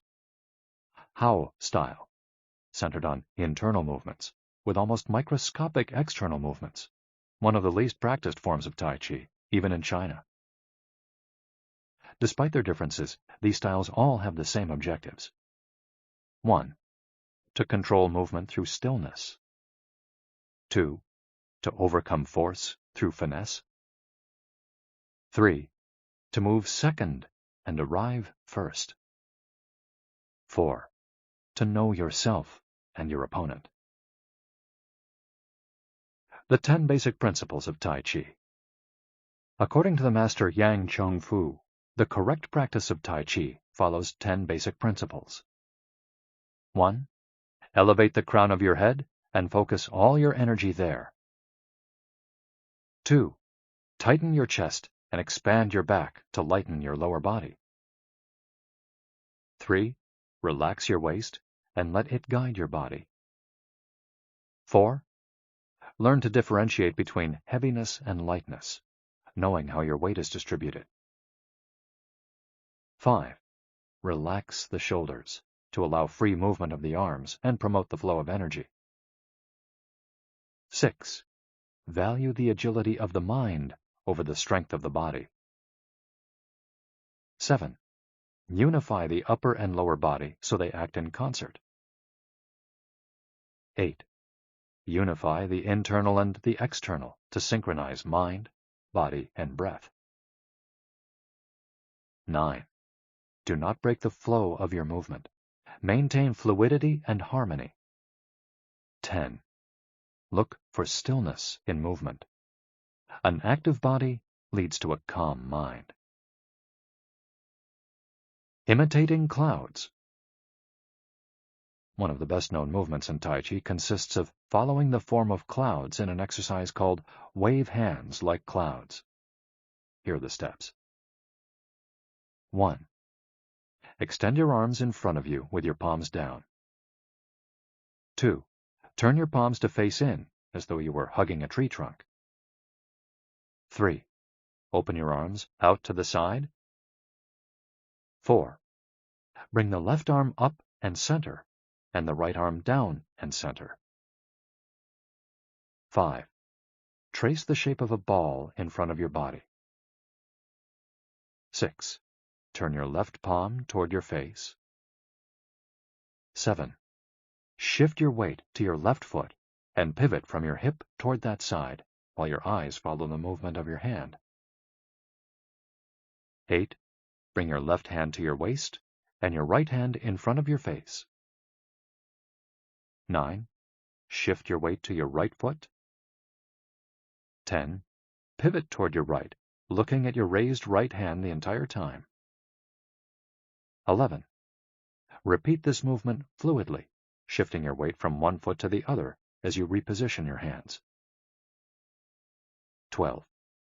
Stretch your arms out in front of you again and bring them down slowly, returning to your initial position. Qigong, also known as Qi Kung, Its name combines qi, life force or energy, and gong, work, indicating that the form works with the individual's life force. Though relatively modern, especially under its current name, the art of Qigong is based on the Tao Yin, an ancient art meant to foster mental and physical well-being. The practice began to appear in reports on training in martial arts at the beginning of the 20th century, and by the 1930s was being used in hospitals. The Chinese government later popularized it, as it had done with Tai Chi. Qigong involves static and dynamic physical exercises that stimulate respiration in a standing, seated, or reclined position. There are many different styles of Qigong, but all of them seek to strengthen and regenerate Qi. Though its movements are typically gentle, the practice is intense. Benefits of Qigong. According to numerous international scientific studies, Qigong, like Tai Chi and yoga, offers significant health benefits. The following stand out among those proven through scientific research, as observed by Dr. Kenneth M. Sancer of San Francisco's Qigong Institute in his article, Medicinal Applications of Qigong. Modification of brainwaves. Improved balance of sex hormones. Lower mortality rate from heart attacks. Lower blood pressure in patients with hypertension. Greater bone density. Better circulation. Deceleration of symptoms associated with senility. Greater balance and efficiency of bodily functions. Increased blood flow to the brain and greater mind-body connection. Improved cardiac function. Reduction in the secondary effects of cancer treatments. Practicing these arts not only keeps us in shape, it also helps extend our lives. Methods for practicing Qigong. In order to practice Qigong correctly, we should remember that our life energy flows through our whole body. We should know how to regulate its many parts. 1. Tiao Shen. Regulating the body by adopting the correct posture. It's important to be firmly rooted to the ground. 2. Tiao Shi. Regulating the breath until it is calm, steady, and peaceful. 3. Tiao Xin. Regulating the mind, the most complicated part, as it implies emptying the mind of thoughts. Tiao Qi. Regulating the life force through the regulation of the 3 prior elements so that it flows naturally. 5. Tiao Shen. Regulating the spirit. The spirit is both strength and root in battle, as Yang Jwing-Ming explains in The Essence of Taiji Qigong. In this way, the whole organism will be prepared to work together toward a single goal. The 5 elements of Qigong. One of Qigong's best-known exercises is a series representing the 5 elements: earth, water, wood, metal, and fire. This series of movements seeks to balance the 5 currents of energy in order to improve brain and organ function. There are several ways to do these movements. In this case, we're following the model of Professor Maria Isabel Garcia Monreal from the Qigong Institute in Barcelona. Earth. 1. Stand with your legs apart and your feet directly below your shoulders. 2. Turn your feet outwards slightly to straighten the posture. 3. Keep your shoulders relaxed and down, and your arms loose at your sides, slightly away from your body. This is the Wu Qi, or rooted posture. 4. As you inhale, raise your arms in front of you until your hands are level with your shoulders, your palms facing down. 5. Exhale as you bend your knees and bring your arms down until your hands are level with your stomach, your palms facing in. 6. Hold this position for a few seconds, focusing on your breath. Water. Starting from earth posture, bend your knees into a squat, keeping your chest upright and exhaling throughout. 2. Press your coccyx downward to stretch your lumbar spine. 3. As you inhale, stand to return to earth posture. 4. Repeat twice for a total of 3. Wood. 1. Starting from earth posture, turn your palms upward and open your arms to the side, forming a circle as you inhale until your hands are level with your clavicle. Turn your hands so that your palms and elbows point downward while keeping your shoulders relaxed. 2. Reverse the movement as you exhale, making a downward circle with your arms until you reach your initial position. 3. Repeat twice for a total of 3. Metal. 1. Starting from earth posture, raise your arms until your hands are level with your sternum. 2. Turn your palms toward each other, about 4 inches apart, with your fingers relaxed and slightly separated, pointing upward. 3. As you inhale, move your hands away from each other until they are shoulder width apart. 4. As you exhale, bring your hands toward each other until they are back in position 2. 5. Repeat twice for a total of 3, observing the concentration of energy as you bring your hands together in front of your lungs. Fire. 1. Starting from earth posture, bring your hands level with your heart as you inhale, with one hand slightly above the other and your palms facing each other. 2. Rotate your hands to feel the energy of your heart. 3. Turn from your waist gently to the left, keeping your torso relaxed and your forearms parallel to the ground. 4. With your palms still facing each other, separate your hands, bringing one up until it is level with your shoulder and the other down in front of your abdomen. 5. Turn from your waist gently to the right, keeping your torso relaxed and your forearms parallel to the ground. 6. As you exhale, let your hands come back together in front of your heart. 7. With your palms still facing each other, separate your hands, bringing one up until it is level with your shoulder and the other down in front of your abdomen. Completing the series. 1. Starting from earth posture, inhale as you bring your hands level with your shoulders, palms facing down. 2. As you exhale, lower your arms to rest at your sides, returning to the initial Wu Qi posture. Shiatsu. Created in Japan in the early 20th century, principally for the treatment of arthritis, shiatsu also works on energy flow through the application of pressure with the thumbs and the palms of the hands. In combination with stretching and breathing exercises, it seeks to create equilibrium among the different elements of the body. The following quote is about the Dao Yin, a general term referring to the ancient arts meant to foster mental and physical well-being. It is not important that a Dao Yin have a name, is imitating something, or is engraved in jade. What is important is the technique and the essence of what is really practiced. Stretching and contracting, bending and lifting of the head, stepping, lying down, resting or standing, walking or stepping slowly, screaming or breathing, everything can be a Dao Yin. Ge Hong. Breathe better. Live longer. The book Xiu Qian Shishu, known in the West as 10 Books on the Cultivation of Perfection, dates back to the 13th century and is a compendium of materials from diverse sources on developing the mind and body. It quotes, among others, the celebrated Chinese doctor and essayist Sun Simiao, who lived during the 6th century.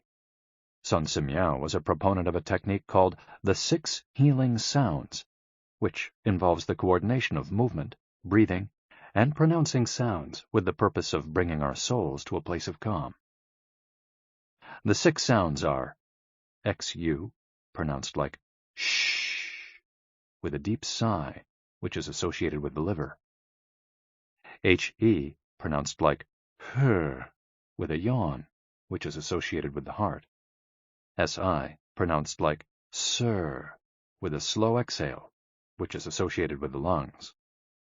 CHUI, pronounced like chui, with a forceful exhale, which is also associated with the kidneys. HOO, pronounced like hu, which is associated with the spleen, and XI, pronounced like shi, which connects the whole body. The following poem by Sun Simiao offers clues about how to live well according to the season. It reminds us of the importance of breathing, and suggests that as we breathe, we visualize the organs associated with each of the healing sounds. In spring, breathe shh for clear eyes, and so wood can aid your liver. In summer, reach for her, so that heart and fire can be at peace. In fall, breathe sir to stabilize and gather metal, keeping the lungs moist. For the kidneys, next, breathe chui and see your inner waters calm. The triple heater needs your shi to expel all heat and troubles. In all 4 seasons, take deep breaths so your spleen can process food. And of course, avoid exhaling noisily. Don't let even your own ears hear you. The practice is most excellent and will help preserve your divine elixir.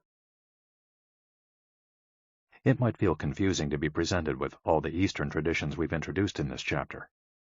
The takeaway is that they all combine a physical exercise with an awareness of our breath. These 2 components, movements and breath, help us to bring our consciousness in line with our body, instead of allowing our mind to be carried away by the sea of daily worries. Most of the time, we're just not aware enough of our breathing.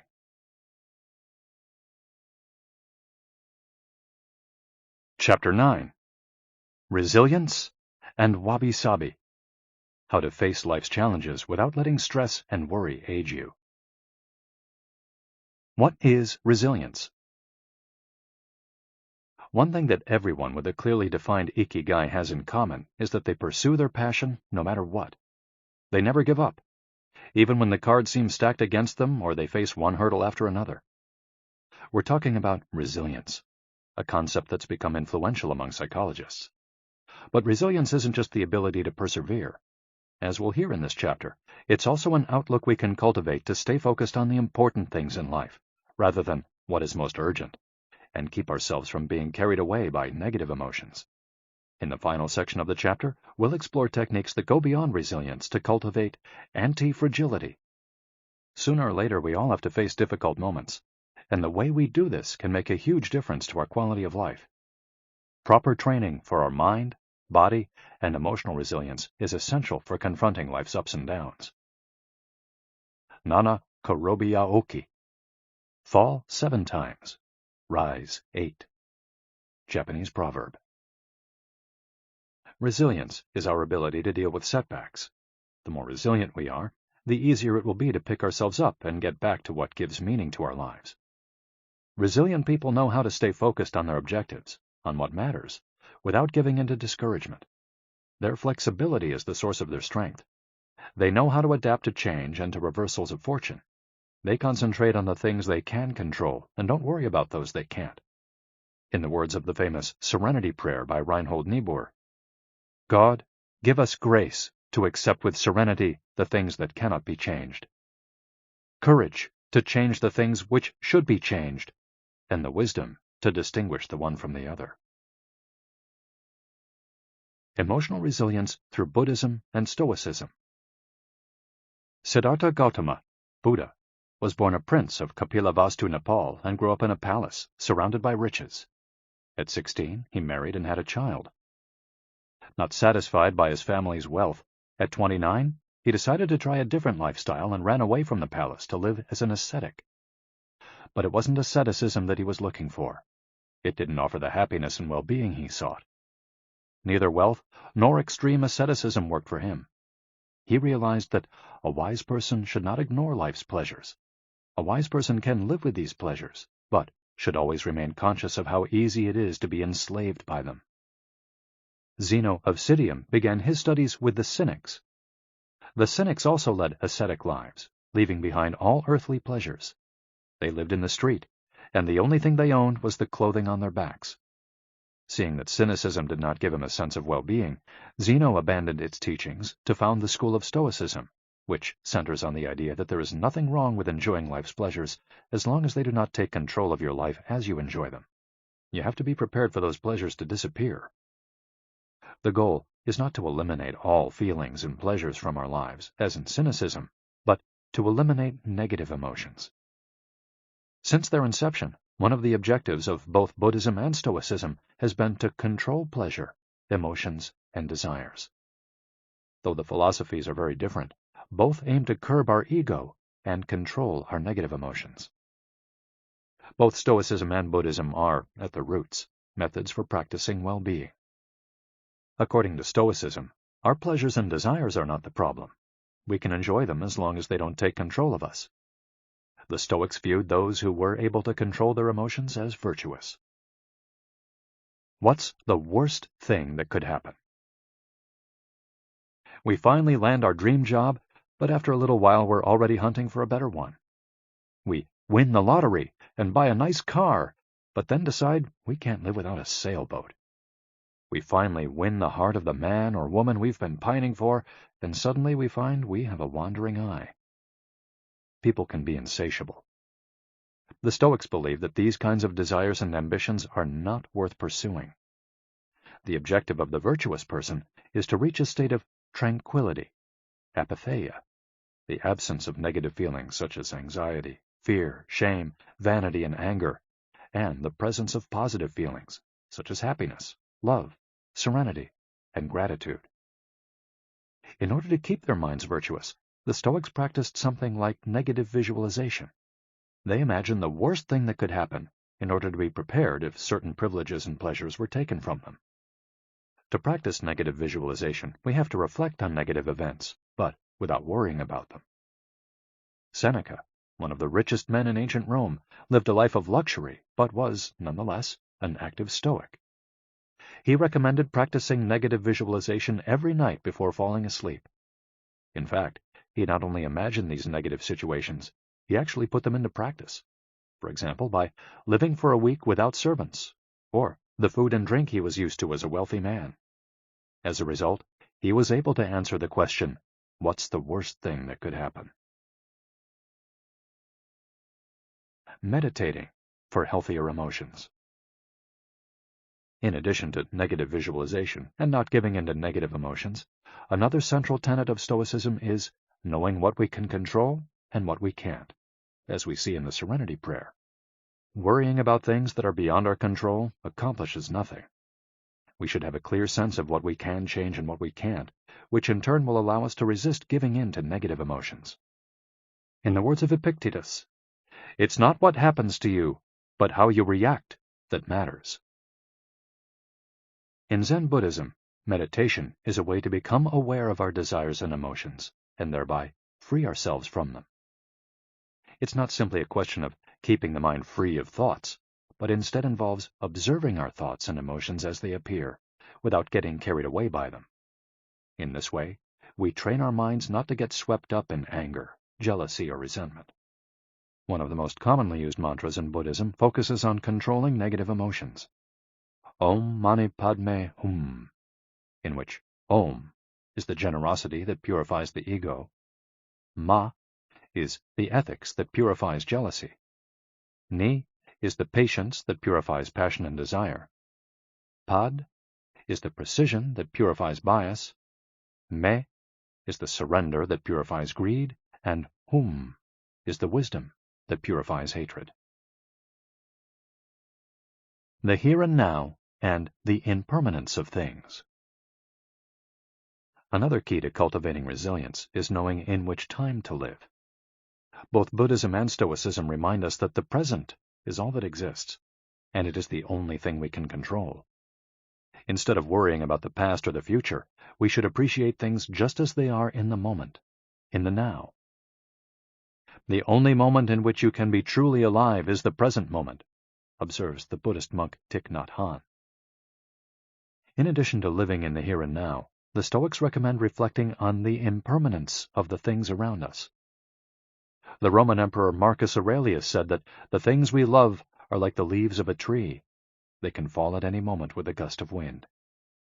He also said that changes in the world around us are not accidental, but rather form part of the essence of the universe, a rather Buddhist notion, in fact. We should never forget that everything we have and all the people we love will disappear at some point. This is something we should keep in mind, but without giving in to pessimism. Being aware of the impermanence of things does not have to make us sad. It should help us love the present moment and those who surround us. All things human are short-lived and perishable, Seneca tells us. The temporary, ephemeral, and impermanent nature of the world is central to every Buddhist discipline. Keeping this always in mind helps us avoid excessive pain in times of loss. Wabi-sabi and Ikigai. Wabi-sabi is a Japanese concept that shows us the beauty of the fleeting, changeable, and imperfect nature of the world around us. Instead of searching for beauty in perfection, we should look for it in things that are flawed, incomplete. This is why the Japanese place such value, for example, on an irregular or cracked teacup. Only things that are imperfect, incomplete, and ephemeral can truly be beautiful, because only those things resemble the natural world. A complementary Japanese concept is that of Ichigo-ichie, which could be translated as, "This moment exists only now and won't come again." It's heard most often in social gatherings as a reminder that each encounter, whether with friends, family, or strangers, is unique and will never be repeated, meaning that we should enjoy the moment and not lose ourselves in worries about the past or the future.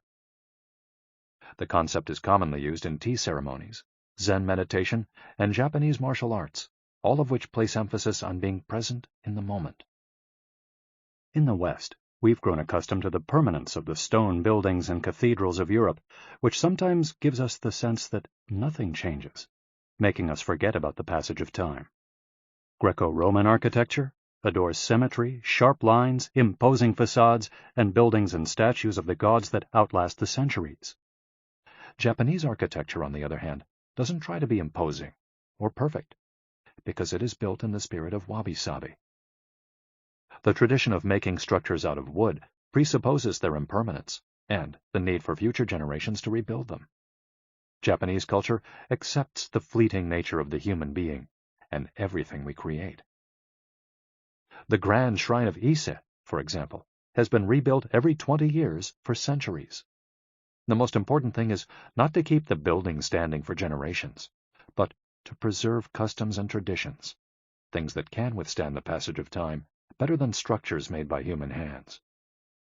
The key is to accept that there are certain things over which we have no control, like the passage of time and the ephemeral nature of the world around us.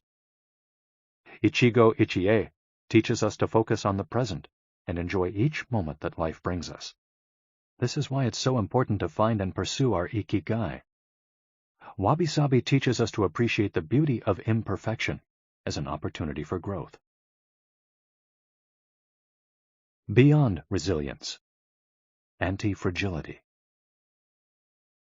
As the legend goes, the first time Hercules faced the Hydra, he despaired when he discovered that cutting off one of its heads meant that two would grow back in its place.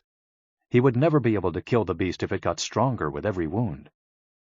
As Nassim Nicholas Taleb explains in Anti-Fragile, Things That Gain from Disorder, we use the word fragile to describe people, things, and organizations that are weakened when harmed, and the words robust and resilient for things that are able to withstand harm without weakening.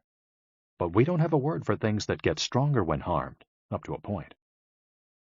To refer to the kind of power possessed by the Hydra of Lerna, to talk about things that get stronger when they are harmed, Taleb proposed the term anti-fragile. Anti-fragility is beyond resilience or robustness. The resilient resists shocks and stays the same. The anti-fragile gets better. Catastrophes and exceptional circumstances offer good models for explaining anti-fragility. In 2011, a tsunami hit the Tohoku region of Japan, doing tremendous damage to dozens of cities and towns along the coast, most famously Fukushima. When we visited the affected coast 2 years after the catastrophe, having driven for hours along cracked highways and past one empty gas station after another, we passed through several ghost towns whose streets had been taken over by the remnants of houses, piles of cars, and empty train stations. These towns were fragile spaces that had been forgotten by the government and could not recover on their own. Other places, such as Ishinomaki and Kesenuma, suffered extensive damage but were rebuilt within a few years, thanks to the efforts of many. Ishinomaki and Kisunuma showed how resilient they were in their ability to return to normal after the catastrophe. The earthquake that caused the tsunami also affected the Fukushima nuclear power plant. The Tokyo Electric Power Company engineers working at the plant were not prepared to recover from that kind of damage. The Fukushima nuclear facility is still in a state of emergency and will be for decades to come. It demonstrated its fragility in the face of an unprecedented catastrophe. The Japanese financial markets closed minutes after the earthquake. Which businesses did the best in the aftermath? Stock in big construction companies has been steadily on the rise since 2011. The need to rebuild the entire coast of Tohoku is a boon for construction. In this case, Japanese construction companies are anti-fragile, since they benefited enormously from the catastrophe. Now let's take a look at how we can apply this concept to our daily lives. How can we be more anti-fragile? Step 1. Create redundancies. Instead of having a single salary, try to find a way to make money from your hobbies, at other jobs, or by starting your own business. If you have only one salary, you might be left with nothing should your employer run into trouble, leaving you in a position of fragility. On the other hand, if you have several options and you lose your primary job, it might just happen that you end up dedicating more time to your secondary job, and maybe even make more money at it. You would have beaten that stroke of bad luck, and would be, in that case, anti-fragile. 100% of the seniors we interviewed in Ogimi had a primary and secondary occupation. Most of them kept a vegetable garden as a secondary job and sold their produce at the local market. The same idea goes for friendships and personal interests. It's just a matter, as the saying goes, of not putting all your eggs in one basket. In the sphere of romantic relationships, there are those who focus all their energy on their partner and make him or her their whole world. Those people lose everything if the relationship doesn't work out. Whereas, if they've cultivated strong friendships and a full life along the way, they'll be in a better position to move on at the end of a relationship. They'll be anti-fragile. Right now, you might be thinking, I don't need more than one salary, and I'm happy with the friends I've always had. Why should I add anything new? It might seem like a waste of time to add variation to our lives because extraordinary things don't ordinarily happen. We slip into a comfort zone. But the unexpected always happens, sooner or later. Step 2. Bet conservatively in certain areas and take many small risks in others. The world of finance turns out to be very useful in explaining this concept.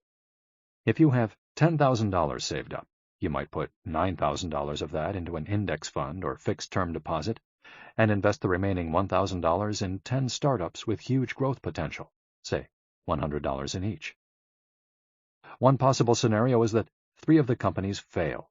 You lose $300. The value of 3 other companies goes down. You lose another $100 or $200. The value of 3 goes up. You make $100 or $200. And the value of one of the startups increases 20-fold. You make nearly $2,000, or maybe even more. You still make money, even if 3 of the businesses go completely belly up. You've benefited from the damage, just like the Hydra. The key to becoming anti-fragile is taking on small risks that might lead to great reward without exposing ourselves to dangers that might sink us, such as investing $10,000 in a fund of questionable reputation that we saw advertised in the newspaper. Step 3. Get rid of the things that make you fragile. We're taking the negative route for this exercise. Ask yourself, what makes me fragile? Certain people, things, and habits generate losses for us and make us vulnerable. Who and what are they?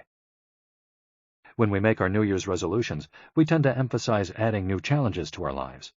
It's great to have this kind of objective, but setting good riddance goals can have an even bigger impact. For example, stop snacking between meals. Eat sweets only once a week. Gradually pay off all debt. Avoid spending time with toxic people. Avoid spending time doing things we don't enjoy simply because we feel obligated to do them. Spend no more than 20 minutes on Facebook each day. To build resilience into our lives, we shouldn't fear adversity because each setback is an opportunity for growth. If we adopt an anti-fragile attitude, we'll find a way to get stronger with every blow, refining our lifestyle and staying focused on our Ikigai. Taking a hit or two can be viewed as either a misfortune or an experience that we can apply to all areas of our lives as we continually make corrections and set new and better goals. As Taleb writes in Anti-Fragile, we need randomness, mess, adventures, uncertainty, self-discovery, hear traumatic episodes, all these things that make life worth living. We encourage those interested in the concept of anti-fragility to read Nassim Nicholas Taleb's Anti-Fragile. Life is pure imperfection, as the philosophy of wabi-sabi teaches us, and the passage of time shows us that everything is fleeting. But if you have a clear sense of your Ikigai, each moment will hold so many possibilities that it will seem almost like an eternity.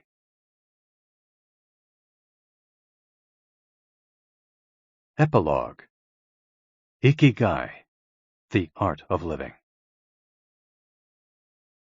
Mitsuo Aida was one of the most important calligraphers and haikuists of the 20th century.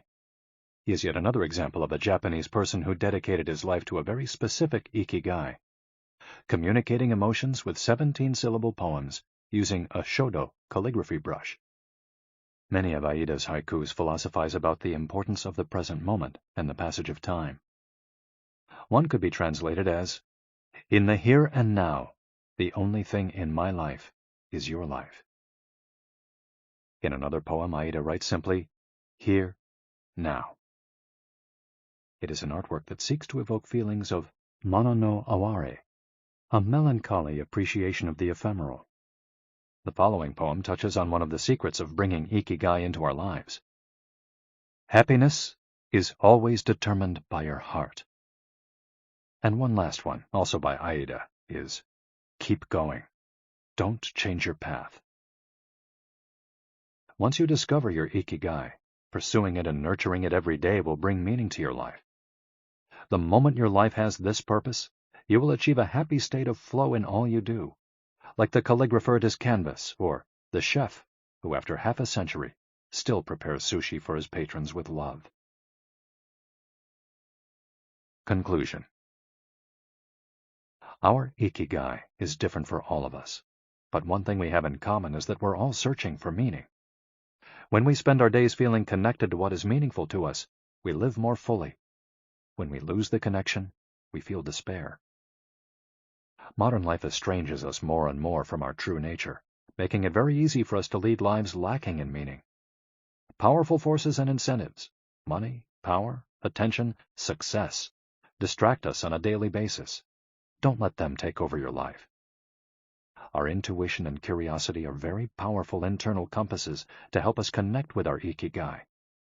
Follow those things you enjoy and get away from or change those you dislike. Be led by your curiosity and keep busy by doing things that fill you with meaning and happiness. It doesn't need to be a big thing.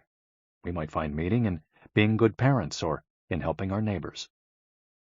There is no perfect strategy to connecting with our Ikigai. But what we've learned from the Okinawans is that we should not worry too much about finding it. Life is not a problem to be solved. Just remember to have something that keeps you busy doing what you love while being surrounded by the people who love you. The 10 Rules of Ikigai. We'll conclude this journey with 10 rules we've distilled from the wisdom of the long-lived residents of Ogimi. 1. Stay active. Don't retire. Those who give up the things they love doing and do well lose their purpose in life. That's why it's so important to keep doing things of value, making progress, bringing beauty or utility to others, helping out, and shaping the world around you, even after your official professional activity has ended. 2. Take it slow. Being in a hurry is inversely proportional to quality of life. As the old saying goes, walk slowly and you'll go far. When we leave urgency behind, life and time take on new meaning. 3. Don't fill your stomach. Less is more when it comes to eating for long life, too. According to the 80% rule, in order to stay healthier longer, we should eat a little less than our hunger demands, instead of stuffing ourselves. 4.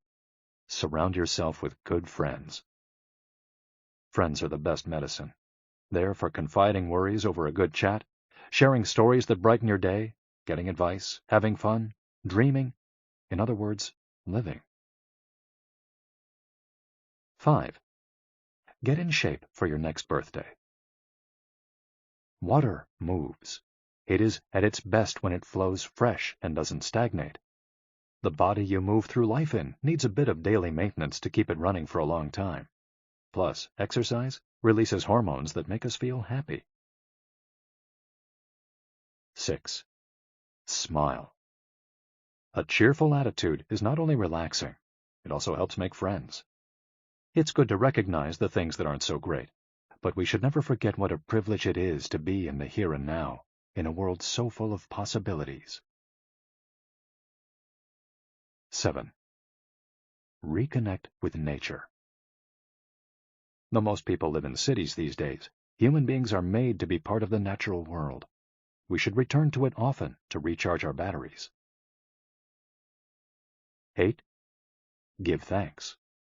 To your ancestors, to nature, which provides you with the air you breathe and the food you eat. To your friends and family, to everything that brightens your days and makes you feel lucky to be alive. Spend a moment every day giving thanks, and you'll watch your stockpile of happiness grow. 9. Live in the moment. Stop regretting the past and fearing the future. Today is all you have. Make the most of it. Make it worth remembering. 10. Follow your Ikigai. There is a passion inside you, a unique talent that gives meaning to your days and drives you to share the very best of yourself until the very end. If you don't know what your Ikigai is yet, as Viktor Frankl says, your mission is to discover it. The authors of this audiobook wish you a long, happy, and purposeful life. Thank you for joining us. ctor Garci and Francesc Miralles.